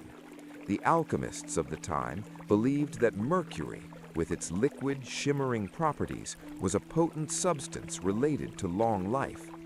It is a historical irony that the man who unified China likely accelerated his own demise by consuming pearls of mercury and other heavy metals prescribed by his doctors. His mental state grew increasingly erratic and paranoid. He hid himself in a labyrinth of palaces, moving through secret tunnels so that no one would know his exact location, fearing assassination from the living and the dead. The Emperor's tomb itself is said to be a microcosm of his obsession with mercury. Ancient chronicles record that within his burial chamber, a map of the world was laid out, with the great rivers and seas of China recreated using flowing liquid mercury powered by mechanical pumps. Recent soil samples from the tomb mound have indeed shown mercury levels hundreds of times higher than normal, suggesting that the legends of a shimmering, toxic underworld may be grounded in a terrifying reality. The duality of the reign of Qin Shi Huang, building the Great Wall to protect the living and the Terracotta Army to protect the dead, created a culture of perpetual mobilization. The people were never at rest. If they were not fighting, they were building, and if they were not building, they were farming to feed the builders. This relentless pressure created a tightly coiled spring of social resentment. While the Emperor was alive, the fear of his legalist punishments kept the peace, but the very monuments he built to his eternal glory were the fuel for the fire that would soon consume his dynasty. Ultimately, the first emperor failed in his quest for immortality, dying at the age of 49 during one of his many tours of the empire. His death was kept secret for weeks by his advisors, who hid his decomposing body in a carriage filled with rotting fish to mask the smell. It was a macabre end for a man who sought to be a god. Yet, in a sense, he achieved a different kind of immortality. The Great Wall and the Terracotta Army stand today as two of the most visited sites on Earth, silent witnesses to the will of a man who believed that if he could just build enough and control enough, he could conquer time itself. The collapse of the Qin dynasty was as spectacular as its rise. Upon the death of Qin Shi Huang in 210 BCE, the tightly coiled spring of the legalist state finally snapped. Deprived of the first emperor's iron will, the empire descended into a chaotic vortex of palace intrigue, forged edicts, and widespread peasant uprisings. The common people, exhausted by the relentless demands of the Great Wall, the Terracotta Army, and the unforgiving legal code, rose up in a wave of populist fury. In less than 4 years, the Eternal Dynasty was in ruins, its palaces looted, and its rigid systems shattered by the very people they were designed to suppress. From this wreckage emerged one of history's most unlikely victors, Liu Bang. Unlike the noble-born warlords who sought to restore their ancient feudal fiefdoms, Liu Bang was a man of humble origins, a minor village official who had once been a commoner. His rise to power during the Chu-Han contention was characterized not by a desire for aristocratic glory, but by a pragmatic understanding of the people's fatigue. When he finally defeated his rival, the aristocratic Xiang Yu, and established the Han Dynasty in 202 BCE, he brought with him the common-sense wisdom of a man who knew exactly how much the peasantry could bear before they broke. Liu Bang, reigning as Emperor Gaozu, realized that while the Qin's brutality had destroyed the state, its administrative innovations were actually quite effective. He did not discard the Qin blueprint entirely. Instead, he performed a masterful act of political alchemy. He retained the Qin's centralized bureaucracy, its standardized currency, and its system of commanderies, but he stripped away the sharpest edges of legalism. He famously reduced the 3 chapters of law to simple prohibitions against murder, injury, and theft, signaling to the weary populace that the era of state-sponsored terror was over. This transition marked the birth of what historians call the Han synthesis. It was a sophisticated blending of Qin efficiency with a softer Confucian heart. While the state remained a centralized machine, its driving philosophy shifted from the cold 2 handles of reward and punishment toward the Confucian ideal of benevolence, Ren. The Han emperors realized that a state is more stable when the people obey out of a sense of moral duty and filial piety rather than raw existential fear. This allowed the Han to maintain the strength of an empire while enjoying the longevity of a legitimate popular regime. Under the reign of Emperor Wu, this synthesis was formalized into a state ideology. He established the Imperial Academy, where the Confucian classics became the core curriculum for any man aspiring to join the bureaucracy. This created a new class of scholar officials, men who were trained in administrative logic but grounded in ethical philosophy. This meritocratic system ensured that the empire was run by the educated rather than just the well-born, providing a layer of professional stability that could survive even a weak or incompetent emperor. The Han Dynasty also revolutionized the economy by fostering the Silk Road. With the state no longer obsessed solely with war, trade began to flourish. Han armies pushed westward into Central Asia, securing trade routes that connected China to the Roman Empire and the Indian subcontinent.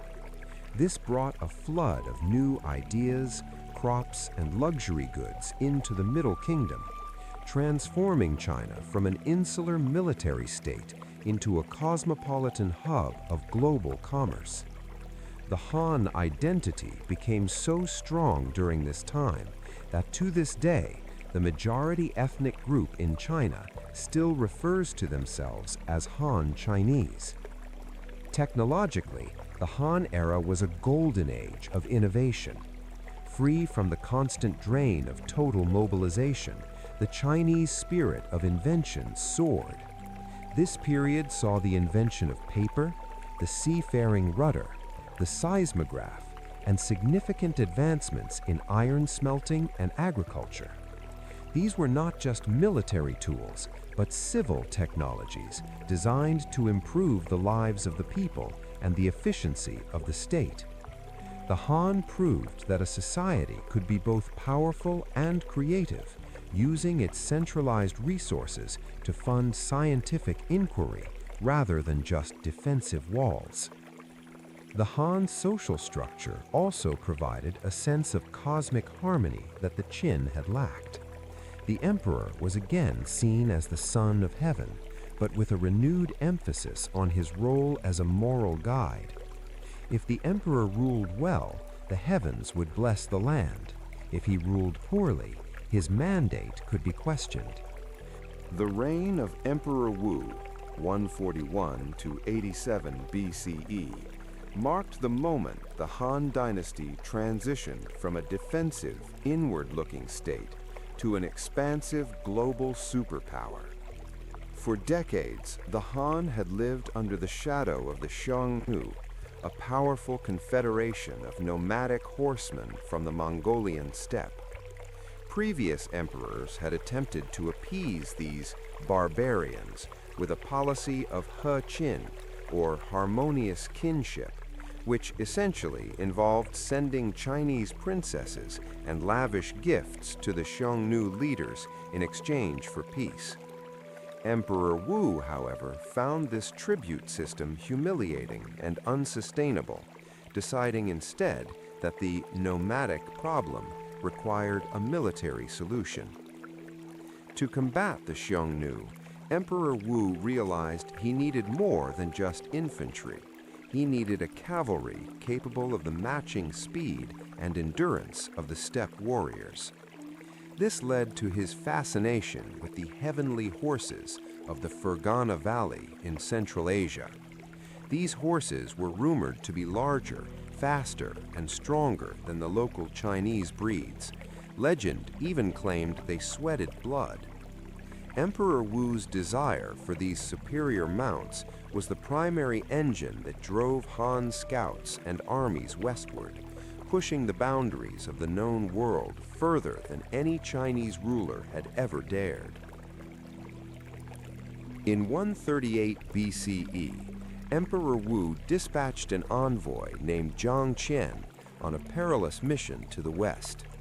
His goal was to find the Yuezhi people and form a military alliance against the Xiongnu.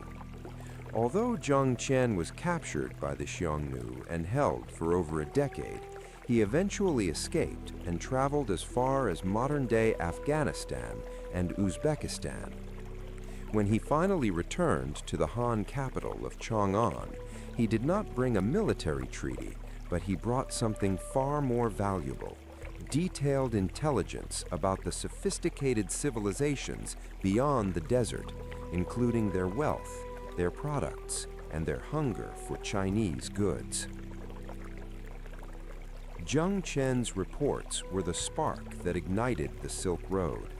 Emperor Wu saw the potential for a vast trade network that could fund his military campaigns and project Chinese prestige.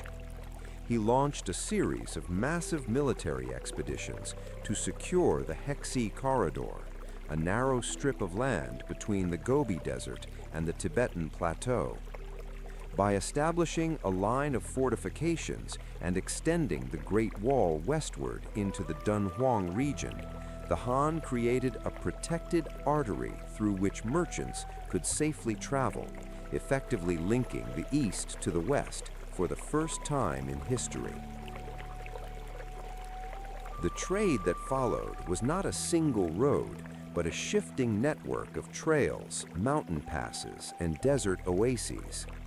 The most coveted commodity was, of course, Chinese silk. The process of sericulture, Making silk from silkworms was a state secret, and the fabric was so highly prized in the West that it eventually reached the Roman Empire.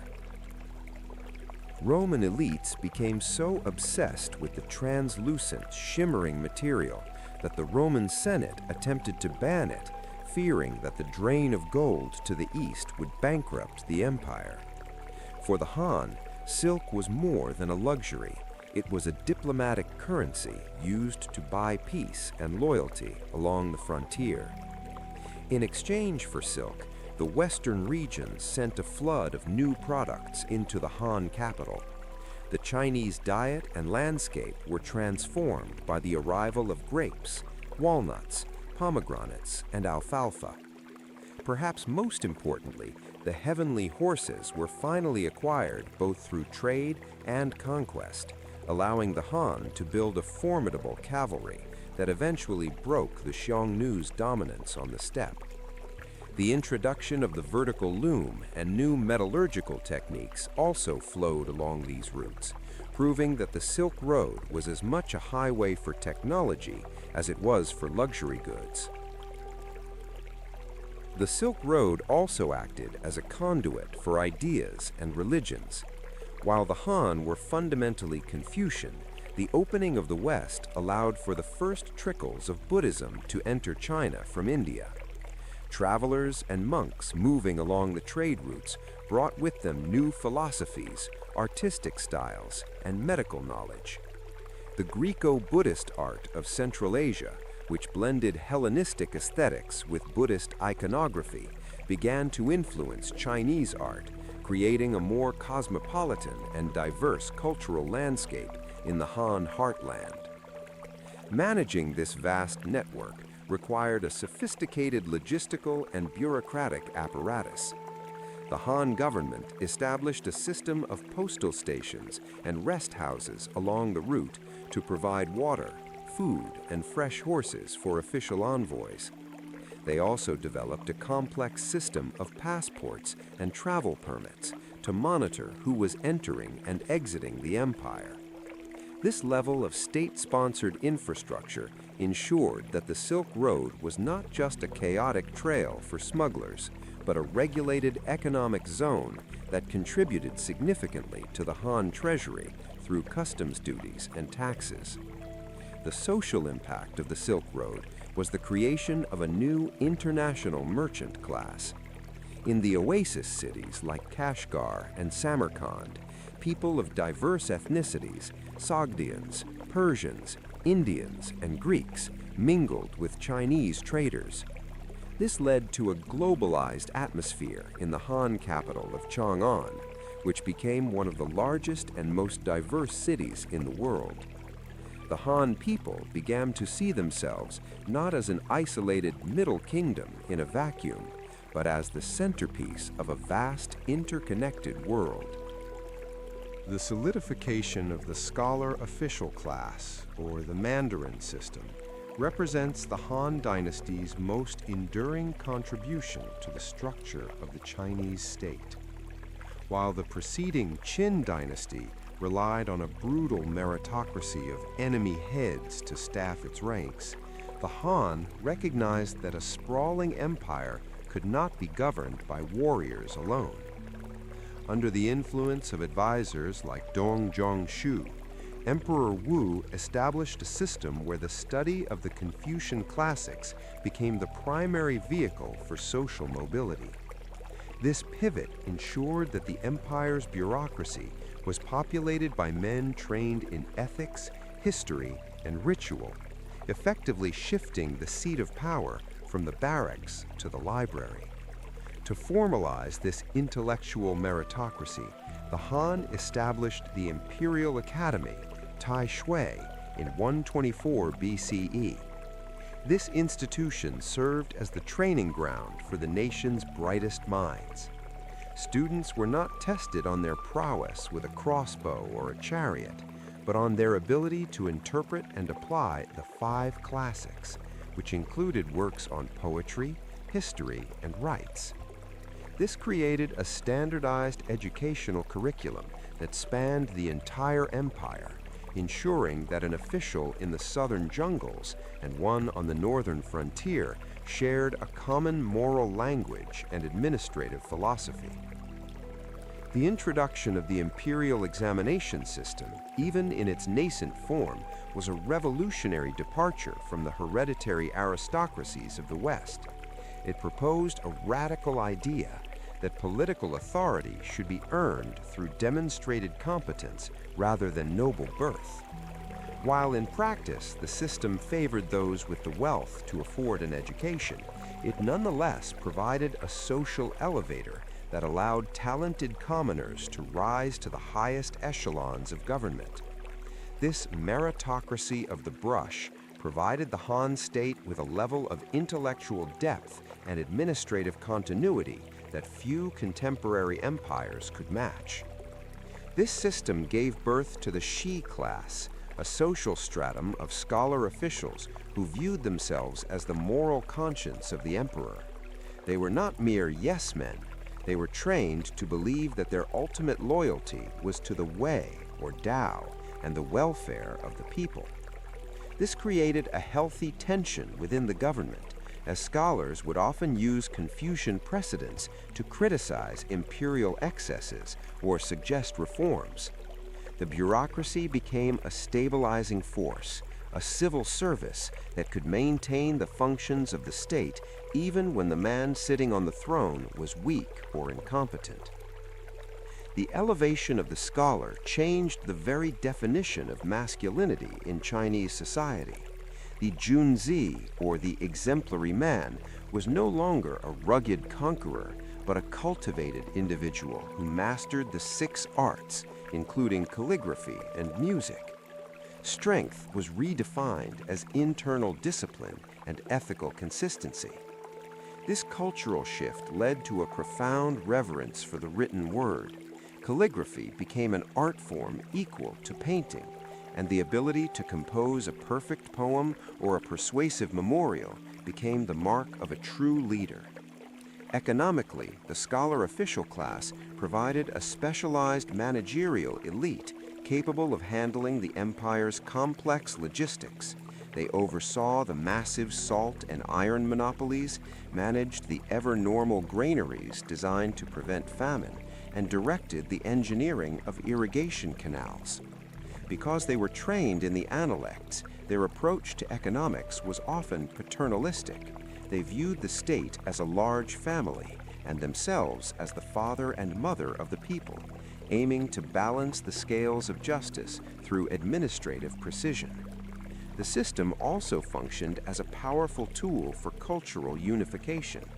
Because the civil service exams were based on a specific set of texts written in a standardized script, the scholar class became the connective tissue of the Han world. Regardless of local dialects or customs, every official in the empire read the same books and followed the same rituals. This ensured that the Han identity was not just a matter of ethnicity, but of shared values and intellectual heritage, making the empire resilient against regional fragmentation. However, the rise of the scholar officials also created a new kind of factionalism. In the later years of the Han, the court became a battleground between the scholarly literati and the powerful eunuchs who served the inner palace. These partisan prohibitions saw scholars purged and imprisoned for their criticisms of the court. Yet, the fact that the scholars were willing to suffer for their principles proved how deeply the Confucian ethos had taken root. They were no longer just employees of the state, but guardians of a civilization.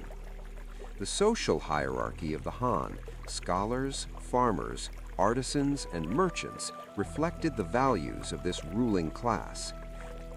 The decline of the Han dynasty was not a sudden collapse, but a slow strangulation caused by the erosion of its own foundations. At the center of this decay was the rise of powerful land-owning families known as the Great Clans. Over centuries, these families exploited their connections within the scholar official bureaucracy to exempt their vast estates from taxation. As they swallowed up the land of small-scale farmers, the state's tax base withered, forcing the government to squeeze the remaining free peasantry even harder. This created a vicious cycle where the rich grew untouchable and the poor grew desperate, undermining the very centralized authority that Liu Bang had fought to establish. This economic imbalance was exacerbated by internal corruption at the imperial court. During the later years of the Han, the emperors became increasingly isolated within the inner court, surrounded by powerful eunuchs who controlled access to the throne. These eunuchs, often at odds with the Confucian scholar officials of the outer court, engaged in a series of bloody purges and political vendettas. With the central government paralyzed by intrigue, the provincial governors and local elites began to act as independent warlords, collecting their own taxes and raising private armies, effectively rendering the emperor a figurehead in his own palace. Nature itself seemed to signal that the mandate of heaven was slipping away. The 2nd century CE was plagued by a series of catastrophic famines, floods, and plagues. To a population steeped in the belief that natural disasters were cosmic performance reviews of the ruler, these events were proof of the Han's moral bankruptcy. Displaced peasants, having lost their land to the great clans and their crops to the weather, began to wander the countryside in starving bands. These desperate masses became a fertile recruiting ground for radical ideologies that promised a new world order. Emerging from this misery was the Yellow Turban sect, a millenarian Taoist movement led by the healer Zhang Zhui.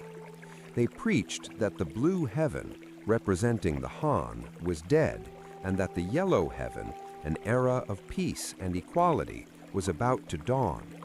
In 184 CE, the sect launched a massive, coordinated rebellion with followers donning yellow headcloths as a symbol of their faith. This was not a mere riot, it was an existential threat that forced the Han court to grant unprecedented military powers to regional generals to suppress the uprising. The suppression of the Yellow Turbans succeeded in breaking the sect, but it inadvertently finished off the empire. To fight the rebels, the court had authorized the creation of provincial volunteer armies, effectively legalizing the power of local warlords. Once the common enemy was defeated, these generals, men like Cao Cao, Yuan Shao, and Dong Zhuo, turned their weapons on each other. The Han capital of Luoyang was burned to the ground, and the last Han emperor became a pawn moved between the camps of rival military strongmen, signaling the end of any meaningful central authority.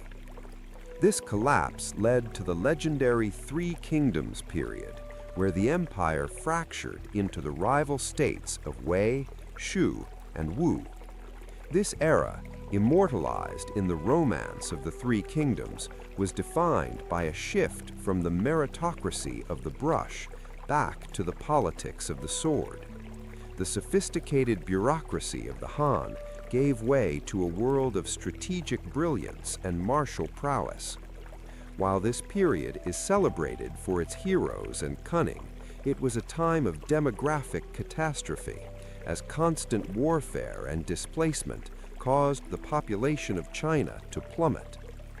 The disintegration did not stop at 3 states. Following the brief and fragile unification under the Jin dynasty, China spiraled into the 16 kingdoms and the northern and southern dynasties. This nearly 400-year period of fragmentation saw the northern heartlands of China overrun by various barbarian tribes, including the Xiongnu and the Xianbai. The cultural center of gravity shifted south toward the Yangtze River as the Han elite fled the chaos of the north, turning the southern wilderness into a new bastion of Chinese tradition and art. During these dark ages, the social role of Buddhism expanded dramatically. In a world of constant suffering and political instability, the Buddhist message of the transience of life and the promise of enlightenment offered a comfort that the rigid social hierarchies of Confucianism could not. Monasteries became centers of learning, refuge, and even economic power. The integration of Buddhism into the Chinese soul during this time provided a new cultural layer that would eventually be woven into the fabric of a reunified China. Technologically, the period was one of forced innovation. The constant movement of people and the pressures of war led to advancements in stirrup design for cavalry, the invention of the wheelbarrow for military logistics, and improvements in shipbuilding. The great migration of the Han people to the south also led to the transformation of southern China into a rice-growing powerhouse. Paradoxically, the very chaos that tore the empire apart also forced a geographic and technological expansion that would make the eventual reunification even stronger. By the time the Sui and Tang dynasties finally reassembled the Middle Kingdom in the late 6th century, the China that emerged was vastly different from the Han. It was more diverse, more spiritually complex, and geographically broader. The 400 years of fracture had been a painful crucible, burning away the corruption of the old Han elite and allowing for a cultural rebirth. The memory of the Han remained the ideal, but the experience of the Dark Ages ensured that the new empire would be built on a foundation that incorporated the lessons of its own collapse. The era of division following the Han collapse, specifically the Three Kingdoms period, 220 to 280 CE, occupies a unique space in the Chinese psyche. It is a time where the dry ink of history was eventually washed away by the vivid colors of folklore. While it was a period of brutal demographic decline and incessant warfare, it has been transformed into a golden age of strategy. This romanticization began almost as soon as the dust settled, as storytellers in tea houses and marketplaces realized that the dramatic personalities of this era provided the perfect archetypes for exploring the complexities of loyalty, ambition, and fate.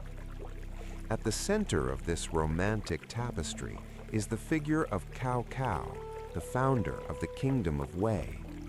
In history, he was a brilliant administrator, a gifted poet, and a ruthless pragmatist who nearly unified China.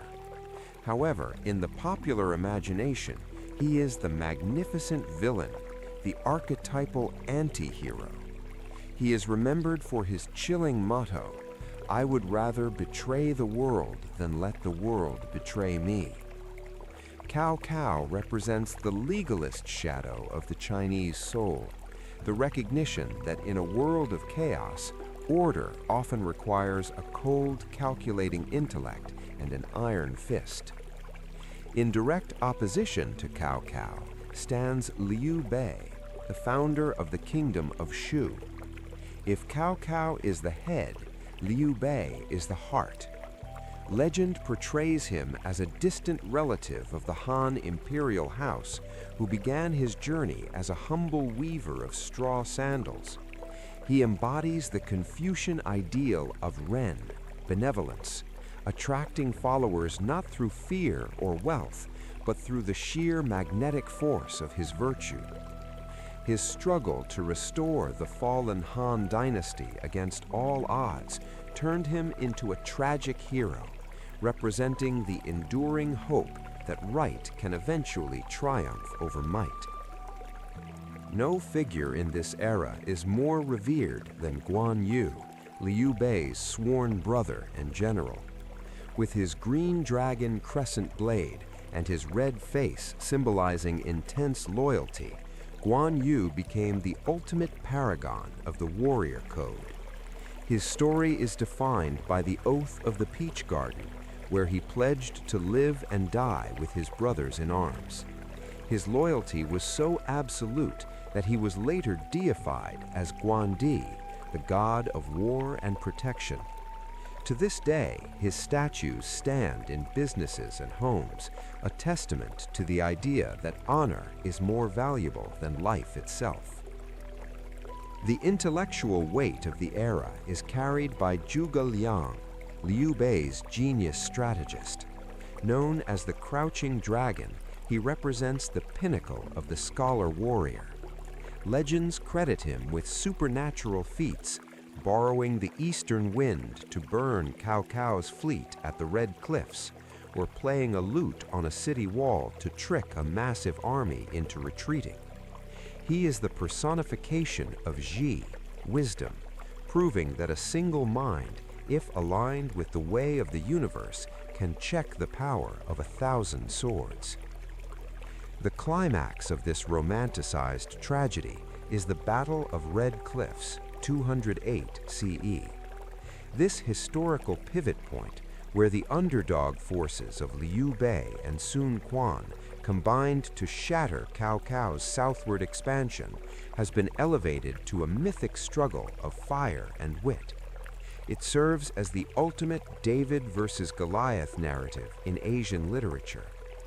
The image of the massive Wei fleet burning on the Yangtze River became a metaphor for the unpredictability of the mandate of heaven. Even the most powerful war machine can be undone by a change in the wind. This era's transition from history to myth was finalized in the 14th century with the publication of Liu Guanzong's Romance of the Three Kingdoms. As one of the four great classical novels of Chinese literature, it blended historical records with centuries of oral tradition.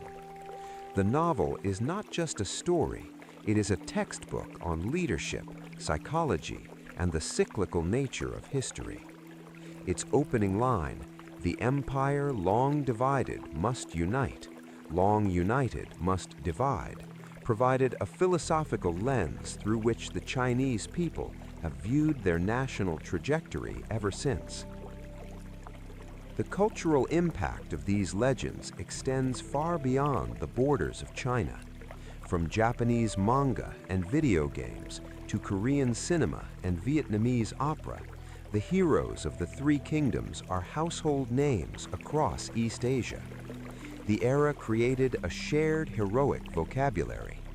When a modern politician is described as having the suspicion of Cao Cao, or an employee is praised for the loyalty of Guan Yu, everyone understands the depth of the reference.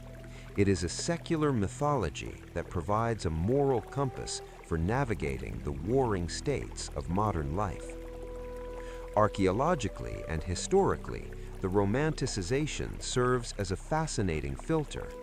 While we now have a clearer picture of the harsh realities of the 3rd century, the mass migrations, the reliance on military colonies, and the grinding poverty, the legends refuse to fade. This is because the Three Kingdoms story isn't just about the past, it's about the eternal struggle between the ideal and the real. We want Liu Bei to be virtuous, we fear the brilliance of Cao Cao, and we find comfort in the loyalty of Guan Yu, because these figures represent the different facets of our own character. The collapse of the Han Dynasty did more than just shatter the political map. It broke the moral and intellectual compass of the Chinese elite. For centuries, the Confucian order had provided a clear path: study the classics, serve the state, and maintain social harmony. But as the mandate of heaven dissolved into the bloodbath of the Three Kingdoms and the subsequent chaos of the Jin dynasty, that path led only to execution docks and corrupt courts. Intellectuals found themselves in a profound existential crisis, trapped between a sense of duty to a dying world and a desperate need to preserve their own integrity. In this climate of disillusionment, the 7 sages of the bamboo grove emerged as the ultimate icons of counterculture. These were not mere hermits, but some of the most brilliant minds of the 3rd century, poets, musicians, and philosophers like Ji Kang and Ruan Ji. They famously retreated to a bamboo grove in Shanyang, modern-day Henan, physically and metaphorically turning their backs on the dusty world of politics. Their retreat was an act of spiritual protest, a declaration that if the world had become a theater of the absurd, the only sane response was to leave the theater entirely. Central to their lifestyle was the practice of qing tan, or pure conversation. This was a sophisticated, witty, and deeply philosophical form of dialogue that avoided the vulgar topics of administration and power. Instead, the sages debated the nature of the Tao, the relationship between being and non-being, and the inherent beauty of the natural world. These conversations were a way of reclaiming the mind from the state. By speaking in abstractions and paradoxes, they created an intellectual sanctuary where the reach of a warlord's sword could not follow. The sages' defiance took the form of eccentricity and unbridled sincerity. They rejected the stiff, performative rituals of the Confucian court in favor of spontaneous behavior. Ruan Ji was famous for his spirit eye, showing the whites of his eyes to those he despised and the pupils to those he respected. Liu Ling, perhaps the most radical of the group, was known to wander his house naked, claiming that the universe was his home and his house was his clothing, so why were people climbing into his trousers by visiting him? This was not mere madness, it was a calculated assault on the hypocritical social masks of the era. Wine and music were the sacraments of their movement. To the sages, intoxication was a shortcut to the Tao, a state of self-forgetting that allowed them to transcend the anxieties of their age. Ji Kang, a master of the Gu Qin, a 7-stringed zither, believed that music was the purest expression of the cosmic rhythm. Their poetry shifted away from the social commentary of the Han toward a landscape of the soul, focusing on the transience of life and the majesty of the wilderness. They transformed the act of drinking from a social ritual into a spiritual exercise in liberation. This period saw the rise of Neo-Taoism, or dark learning. The sages synthesized the social ethics of Confucius with the metaphysical freedom of Laozi and Zhuangzi. They argued that nature, or ziran, was superior to ritual, or li. If the government was a violation of the natural order, then the most virtuous act was to live according to one's own spontaneous impulses. This shift provided a philosophical justification for individualism in a culture that had traditionally prized the collective, laying the groundwork for much of the artistic and literary freedom that would define later dynasties. The fate of Ji Kang illustrates the tragic stakes of their protest. A man of immense charisma and talent, he was eventually executed by the Sima clan for his refusal to serve and his perceived subversion of public morals. Legend says that as he walked to the execution grounds, 3,000 students followed him, begging for his life. Undeterred, he sat down and played the Guangling San, a complex, haunting melody on his zither, one last time before his death. His martyrdom solidified the sage as a hero of the spirit, more powerful in his silence than the generals were in their noise. The legacy of the bamboo grove transformed the Chinese wilderness into a sacred space for the intellectual. Before this era, mountains and forests were seen as dangerous places inhabited by monsters. After the sages, they were seen as cathedrals of truth. This gave birth to the hermit ideal, where a scholar might temporarily or permanently retire to the mountains to find their true self. This tradition became a safety valve for the Chinese state. When politics became too corrupt, the best and brightest simply vanished into the mist, preserving the culture until the sun rose again. The Sui dynasty, 518 to 618 CE, stands as one of the most transformative bridge periods in human history. After nearly 4 centuries of fragmentation following the Han collapse, China was a patchwork of rival kingdoms and disparate cultures. The Sui emerged from the northern military elite to achieve the impossible, a total reunification of the North and South. Like the Qin dynasty before them, the Sui were characterized by intense, focused energy and a ruthless drive to standardize a fractured land. Though their reign lasted less than 40 years, they laid the essential hardware of the Chinese state, without which the brilliance of the subsequent Tang Golden Age would have been impossible.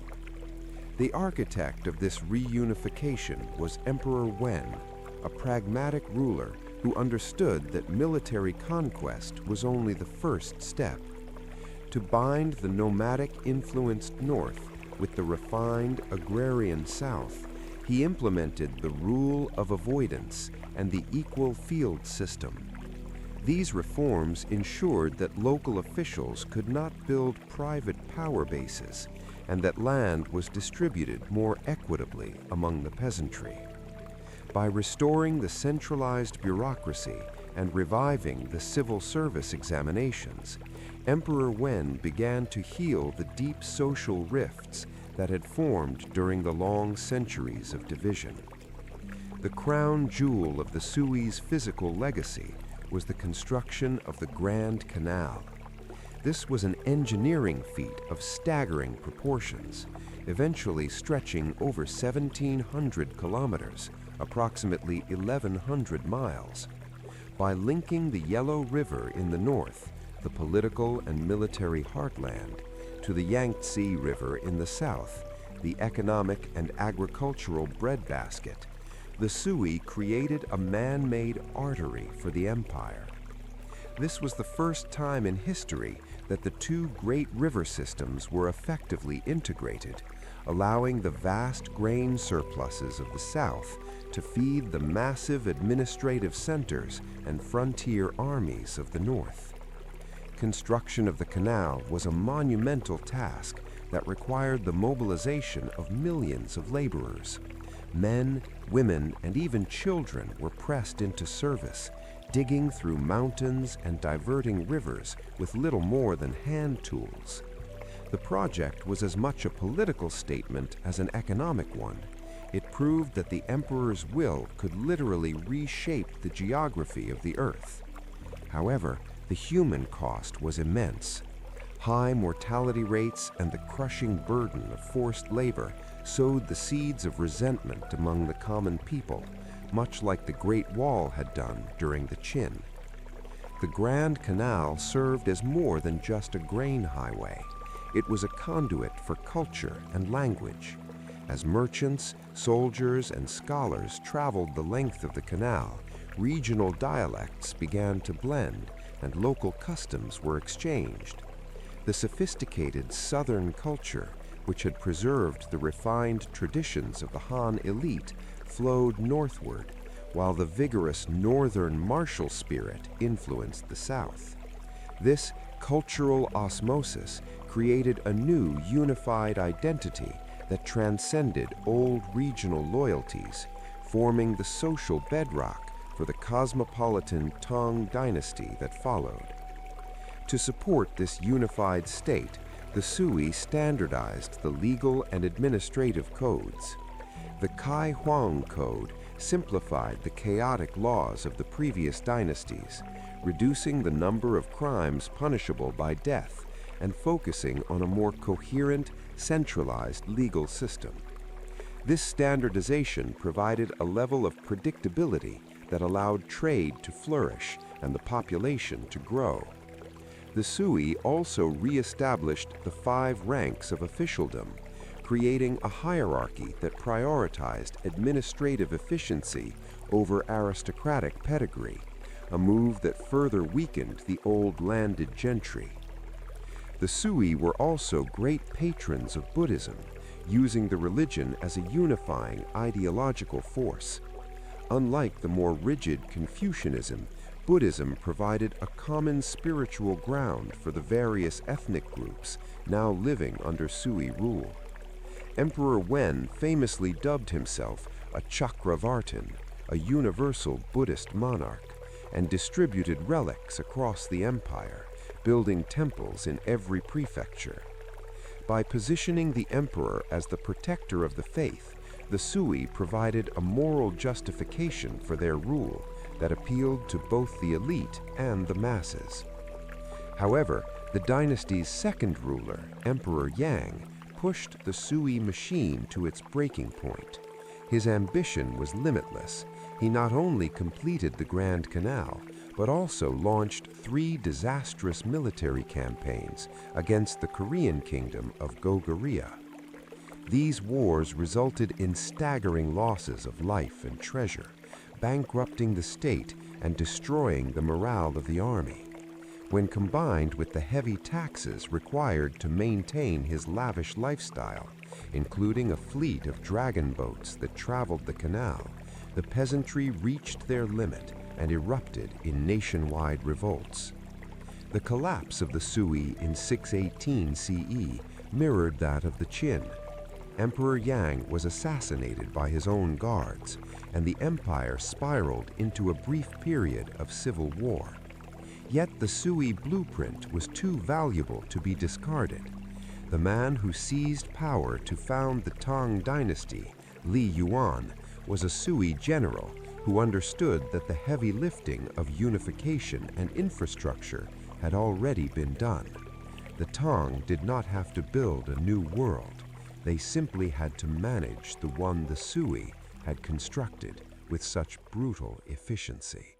The Tang Dynasty, 618 to 907 CE, represents the undisputed golden age of Chinese civilization, a period when the empire didn't just occupy the center of the world, it defined it.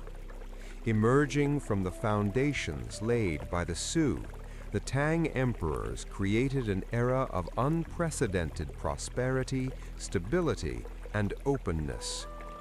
This was a cosmopolitan empire that looked outward with confidence, welcoming foreign ideas, goods, and people with a curiosity that has rarely been matched in human history.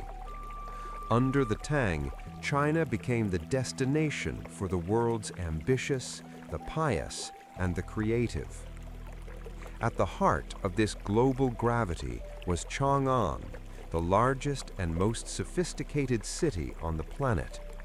Designed on a massive grid of 108 walled wards, it was home to over 1 million people. The city was a sensory explosion. The smells of Central Asian spices, the sight of Persian merchants in pointed hats, and the sounds of a dozen different languages. Chang'an was more than a capital. It was a permanent international expo where the Silk Road ended and the high culture of the East began. The Tang was an era of radical inclusivity. Unlike later, more insular periods, the Tang elite were obsessed with Western, Central Asian, and Persian trends. Ladies of the court wore Persian-style high-waisted dresses and applied makeup inspired by nomadic aesthetics. Polo, a game imported from Persia, became the national pastime of the aristocracy, played by both men and women. This cultural fluidity extended to the highest levels of government, where foreign-born generals and officials served the Son of Heaven with the same prestige as native Han scholars. Religious pluralism was a hallmark of the Tang spirit. While the state was officially anchored in Confucianism and Taoism, Chang'an hosted Buddhist monasteries, Nestorian Christian churches, Zoroastrian fire temples, and Manichaean shrines. Buddhism, in particular, reached its absolute zenith during this time. The journey of the monk Xuanzang to India to retrieve sacred sutras, later immortalized in Journey to the West, symbolized the Tang's intellectual hunger. Buddhism was no longer a foreign import. It was a fully Sinicized philosophy that permeated every level of society, from the emperor to the commoner. This era also produced the golden age of Chinese poetry, a literary peak that has never been surpassed. In Tang society, poetry was not just an art, it was a social currency and a requirement for the civil service exams. Two masters, in particular, came to represent the dual nature of the Chinese soul, Li Bai and Du Fu. Their works were not merely beautiful, they were the news and the philosophy of their day, captured in a language so precise and evocative that they remain the foundation of Chinese literacy today. Li Bai, the immortal poet, represented the Taoist spirit of spontaneity, wine, and nature. His verses were ethereal and romantic, often written in a state of drunken inspiration. He spoke of drinking alone with the moon and the yellow river coming from the sky. To Li Bai, the world was a fleeting dream, and the goal of the poet was to capture the transcendent beauty of the moment. He was the voice of the individual's untethered imagination, a man who purportedly died trying to embrace the reflection of the moon in a river. In contrast, Du Fu, the poet-historian, represented the Confucian heart. His work was deeply grounded in the suffering and reality of the human condition. Living through the devastating An Lushan rebellion, Du Fu wrote of the pain of conscription, the sorrow of war-torn families, and the weight of social responsibility. If Li Bai was a soaring eagle, Du Fu was a compassionate observer of the earth. Together, they provided a complete emotional map of the Tang experience, balancing the desire for personal freedom with the necessity of social duty. The Tang was also a period of unparalleled female influence, most notably represented by Wu Zetian, the only woman in Chinese history to rule as an emperor in her own right. She arose from a concubine to the founder of her own short-lived Zhou dynasty, 690 to 705 CE. Her reign was a time of immense social mobility and support for Buddhism. Even after her death and the restoration of the Tang, women in the court continued to hold significant political and social power, enjoying a level of freedom in dress, education, and public life that would be curtailed in later centuries. Technologically and economically, the Tang benefited from the Grand Canal, which allowed for a commercial revolution. The invention of flying money, the world's first paper credit system, facilitated trade across vast distances. Meanwhile, the Tang perfected the art of woodblock printing, which began as a way to mass-produce Buddhist sutras, but eventually democratized knowledge, allowing poetry and classics to reach a wider audience than ever before. This was the era when China's four great inventions began to coalesce and change the world. The decline of the Tang followed the An Lushan rebellion in 755 CE, a cataclysmic civil war that nearly toppled the dynasty. Though the Tang survived for another 150 years, the cosmopolitan spirit slowly withered into a more defensive and suspicious nationalism. However, the legacy of the Tang remained the standard for East Asia. For centuries, Japan, Korea, and Vietnam would model their capitals, their writing, and their governments after the Tang blueprint. The Tang proved that when a civilization is open to the world, it doesn't lose itself. It becomes the lens through which the rest of the world sees itself. The rise of Wu Zichen, from a 14-year-old palace concubine to the Son of Heaven, is perhaps the most improbable and calculated political ascent in history. She first entered the court of Emperor Taizong, but it was under his successor, Emperor Gaozong, that she truly began her climb. Through a combination of unmatched intelligence, iron will, and a ruthless elimination of rivals, including, according to traditional histories, members of her own family, she moved from consort to the power behind the throne. By the time Gaozong suffered a series of debilitating strokes, Wu was the de facto ruler of China, expertly navigating the treacherous waters of imperial politics.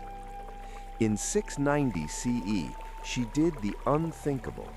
She declared herself emperor of a new dynasty, the Zhou, becoming the only woman in 3 millennia of Chinese history to officially wear the imperial yellow and perform the sacred rites at the altar of heaven. This was not merely a change in title, it was a profound disruption of the Confucian order, which viewed a woman ruling as a hen crowing at dawn. To justify her rule, Wu turned to Buddhism, patronizing the Great Cloud Sutra, which prophesied the appearance of a female Buddhist deity who would rule a world of peace and prosperity. One of Wu Zichen's most significant and lasting contributions was her radical expansion of the civil service examination system. Before her reign, the government was dominated by a northwestern aristocracy, a closed circle of powerful families who held office through hereditary right. Wu realized that as a female usurper, she could never fully trust these elites. To bypass them, she opened the doors of government to talented men from the lower classes and the southern regions.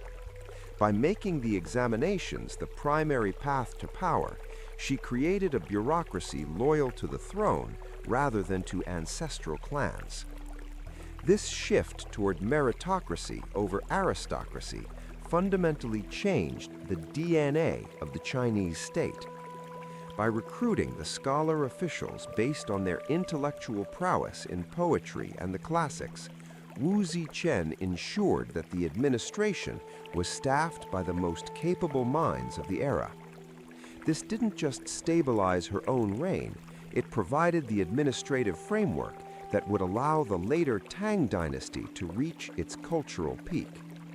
She transformed the government from a private club for nobles into a professional institution.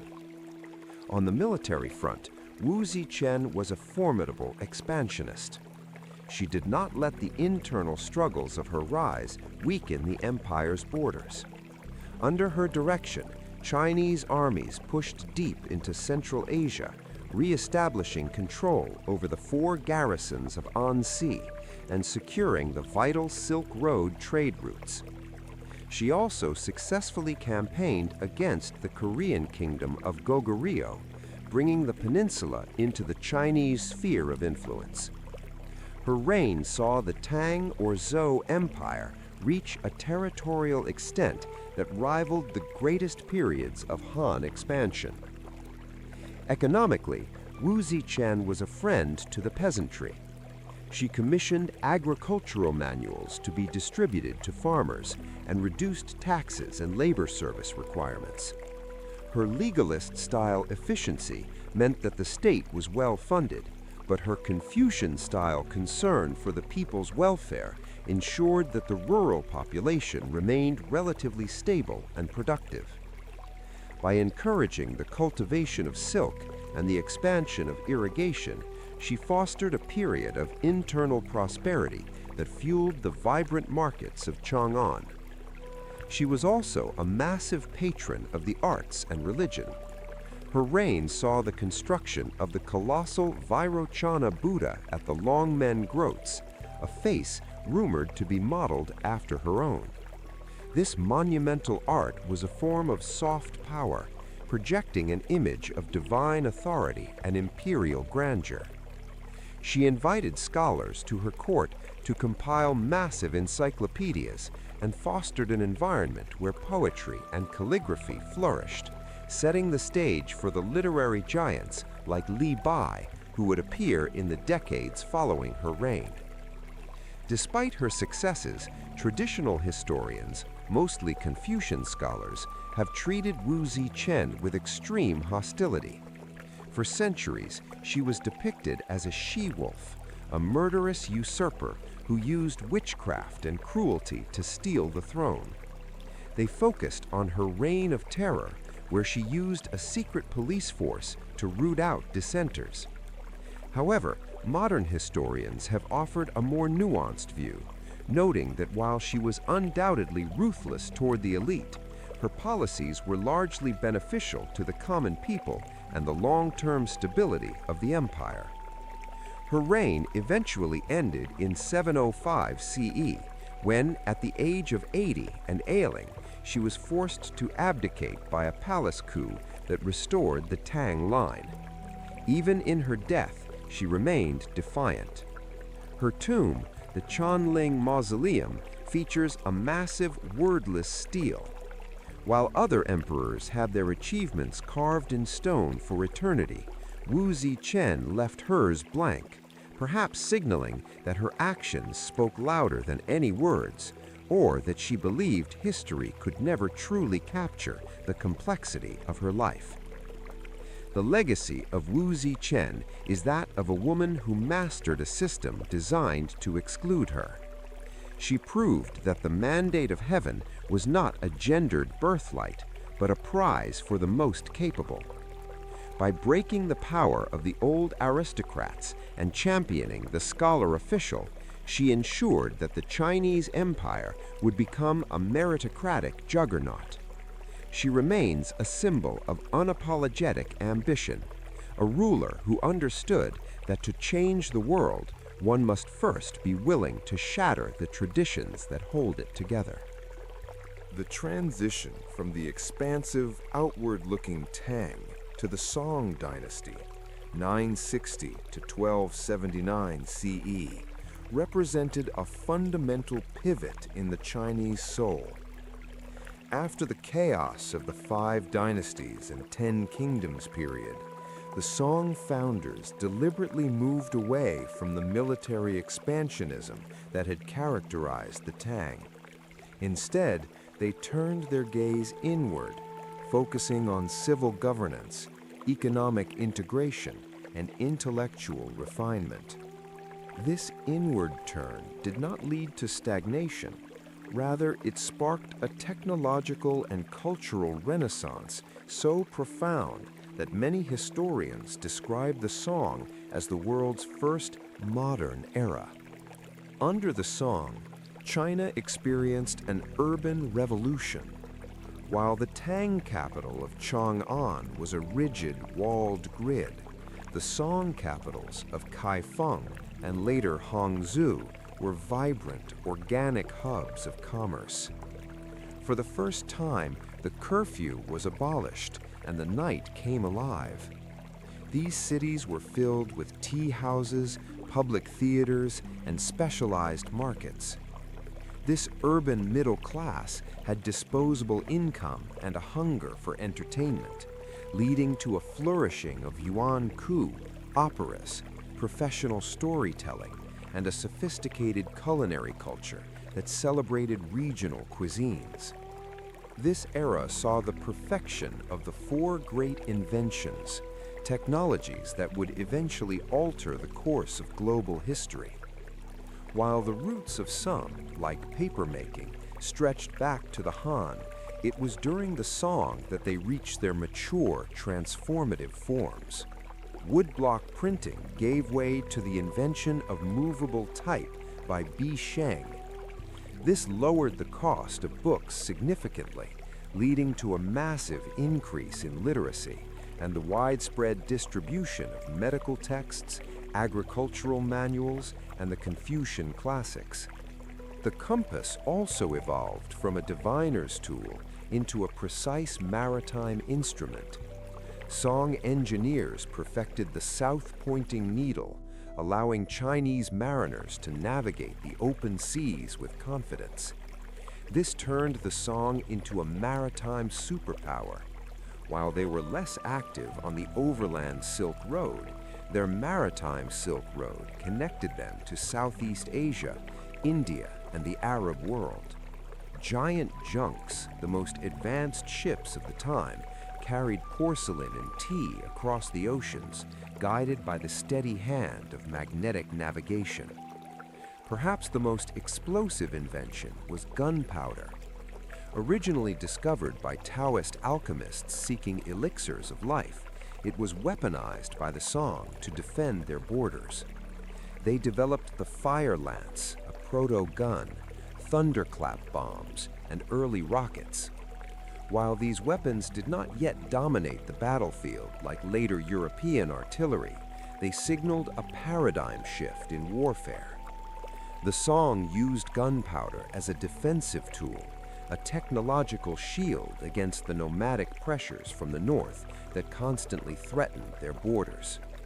Economically, the Song was the first society to implement paper money on a national scale. Known as jiaozi, this paper currency was backed by the state's reserves of silk and precious metals. It solved the logistical problem of transporting thousands of strings of heavy bronze coins, facilitating a level of commercial exchange that would have been impossible in a metal-only economy.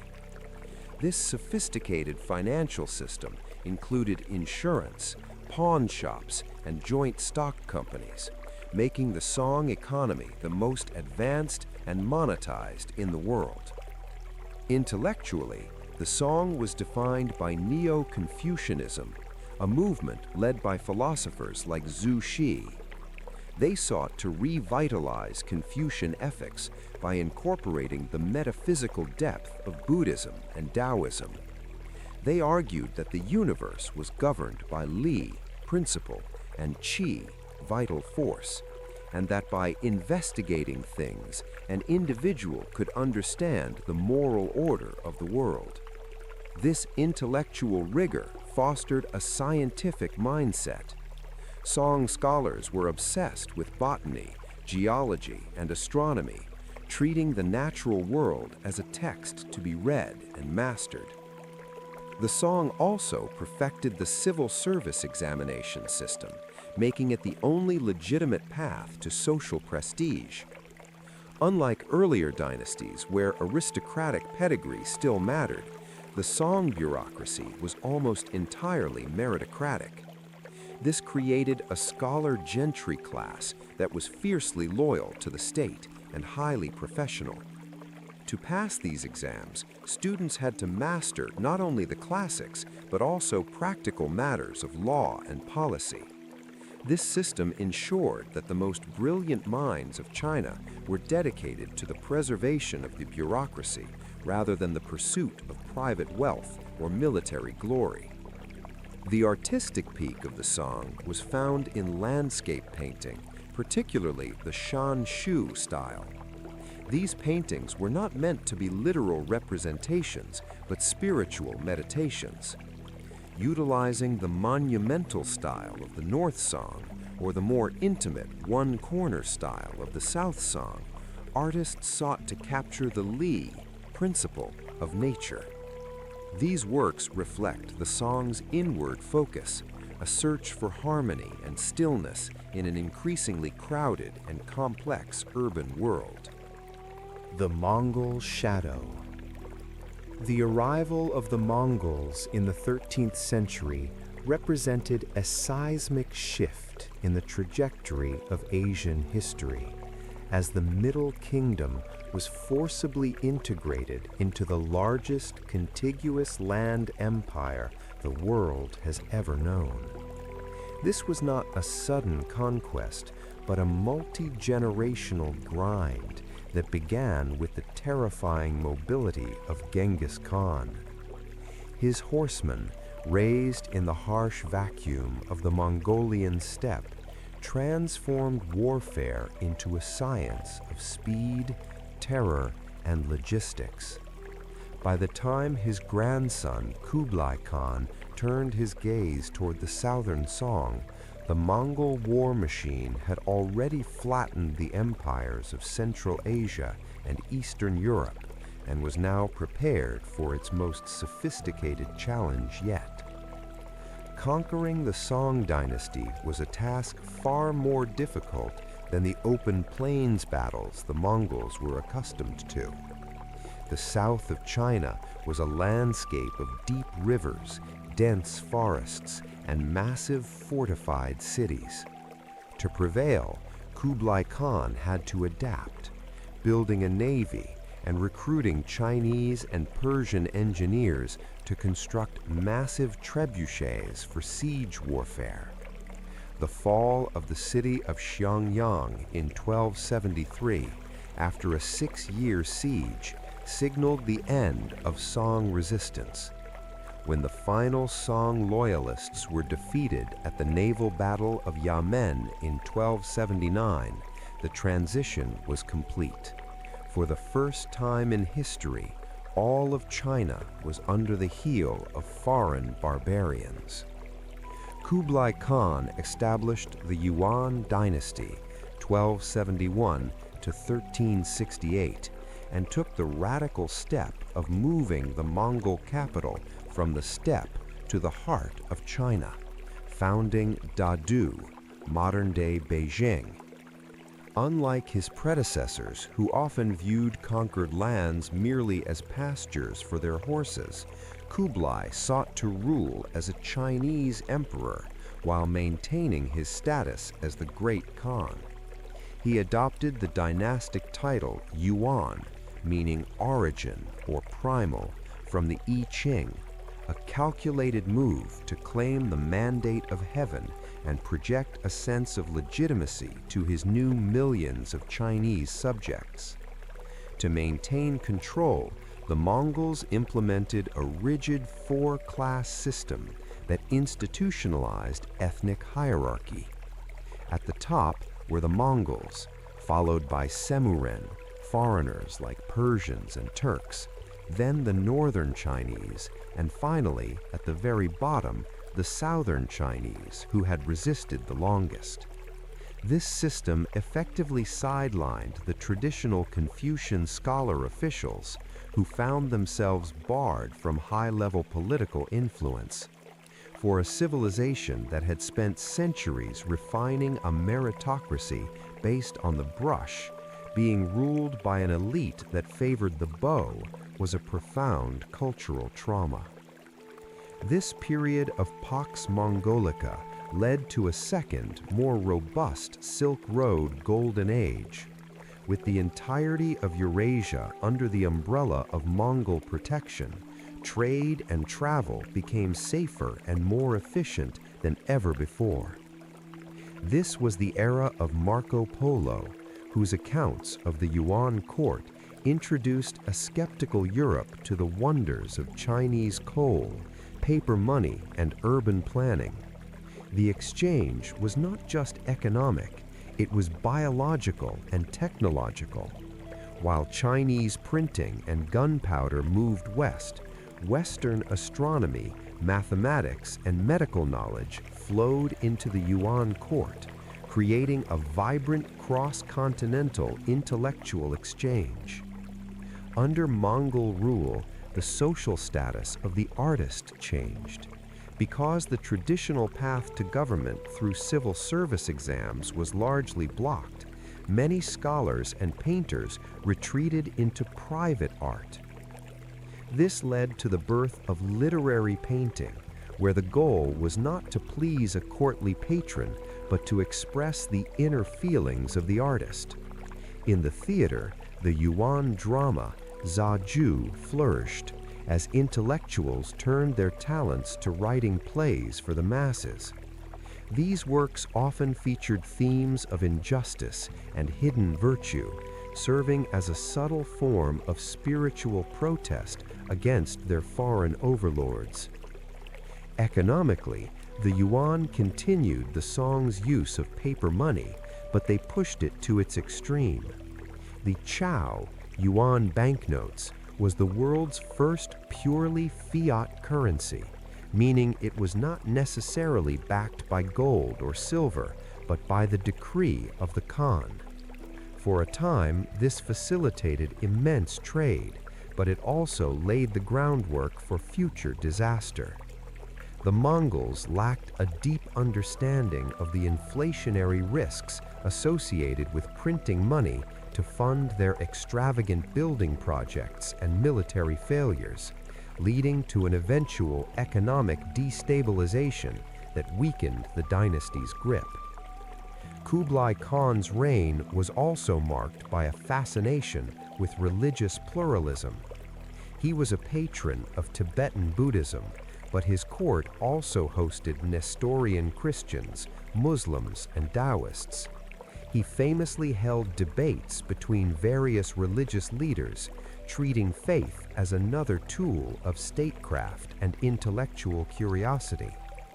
This atmosphere of tolerance allowed for the construction of mosques and churches alongside traditional temples, further cementing the yuan as a truly globalized, multi-ethnic empire that stood in stark contrast to the insular Han dynasties of the past. Despite its grandeur, the Yuan dynasty was plagued by a crisis of identity. The Mongol elite were caught between the comforts of sedentary Chinese civilization and the warrior traditions of the steppe. Over time, the Mongol machine began to rust. Succession disputes, internal corruption, and catastrophic floods of the Yellow River fueled peasant unrest. The Red Turban Rebellion eventually emerged, a millenarian movement that tapped into deep-seated resentment of the southern Chinese, who still viewed the Mongols as outsiders who had occupied the throne but never truly possessed the mandate. The Pax Mongolica, or the Mongol Peace, was a historical anomaly that transformed the dangerous, fractured Silk Road into a transcontinental highway of unprecedented security. For the first time in history, a single political authority, the Mongol Khans, exerted control from the shores of the Yellow Sea to the gates of Eastern Europe.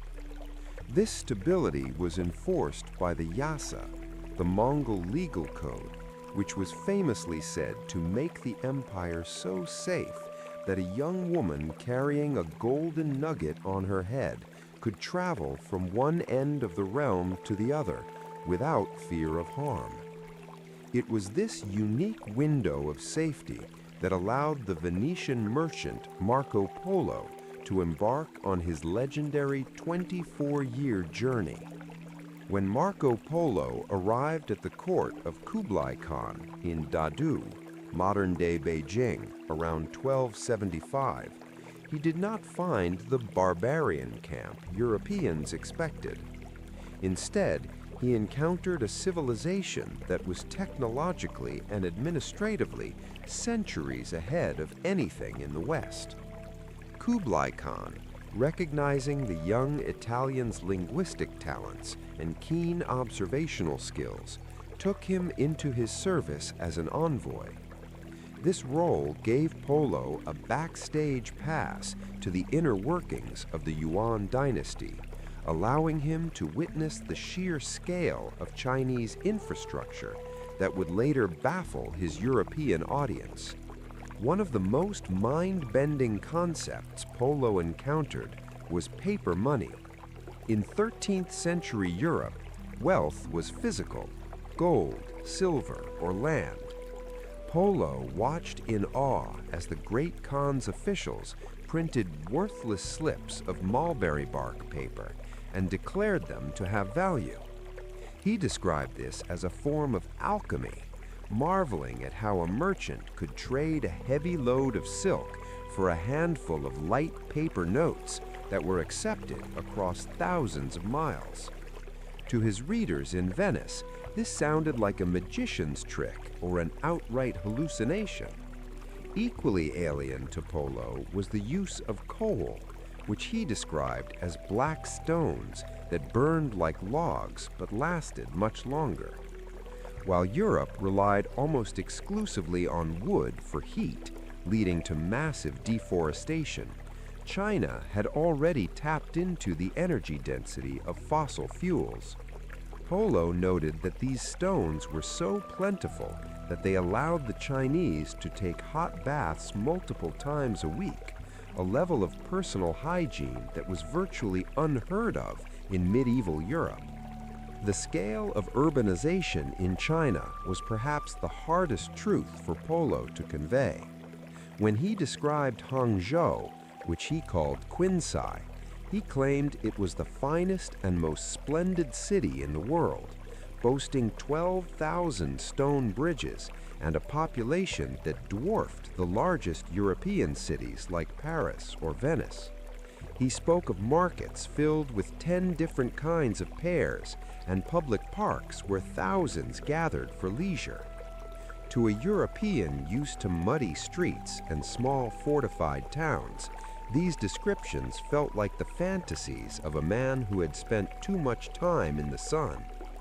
The efficiency of Mongol communication was another pillar of the Pax Mongolica that fascinated Polo. He documented the Yam system, an imperial postal network with over 10,000 stations and 200,000 horses. This Pony Express on a continental scale allowed messages to travel 250 miles in a single day. Polo noted that the stations were stocked with luxuries and supplies, acting as a nervous system that kept the Khan's brain connected to the distant limbs of his empire. Polo's accounts also highlighted the globalized marketplace created by the Mongols. In the port of Quanzhou, he saw ships laden with spices from the Indies, porcelain from the south, and ivory from Africa. The Mongol peace had lowered the transaction costs of trade to a historical low. This was the first time that a single economic zone stretched across the entire breadth of the Silk Road, allowing for a biological exchange of crops, diseases, and technologies that would eventually set the stage for the Age of Discovery. The reaction to Polo's book, The Travels of Marco Polo, originally titled Il Milione, or The Million, was one of profound skepticism. His neighbors in Venice nicknamed him Mr. Million because they believed he exaggerated every figure by a factor of 1,000,000. Even on his deathbed in 1324, a priest urged him to confess his lies and recant the stories of the East. Polo famously replied, "I have not told the half of what I saw." He knew that the truth of China's advancement was simply too large for the medieval European mind to contain. Despite the skepticism, Polo's tales acted as a slow-release catalyst for Western history. His descriptions of the wealth of Sipangu, Japan, and the spice-rich islands of the East haunted the imaginations of future explorers. 2 centuries later, a copy of Polo's book, heavily annotated in the margins, would be found in the personal library of Christopher Columbus. The desire to bypass the land routes and reach the markets Polo described was the primary motivation for the maritime voyages that eventually led to the Americas. The rise of the Ming Dynasty, 1368 to 1644, is one of history's most dramatic rags to riches sagas, marking the return of native Han Chinese rule after a century of Mongol occupation. The protagonist of this upheaval was Zhu Yuanzhang, a man born into such grinding poverty that he spent his youth as a wandering beggar and a novice monk just to avoid starvation. When his monastery was destroyed by Mongol troops, Zhu joined the Red Turbans, a rebel secret society. Through sheer grit and tactical genius, he rose from a common foot soldier to the supreme leader of the rebellion, eventually driving the Yuan forces back into the northern steppes and declaring himself the Hongwu Emperor. This transition was fueled by a surge of fierce national pride.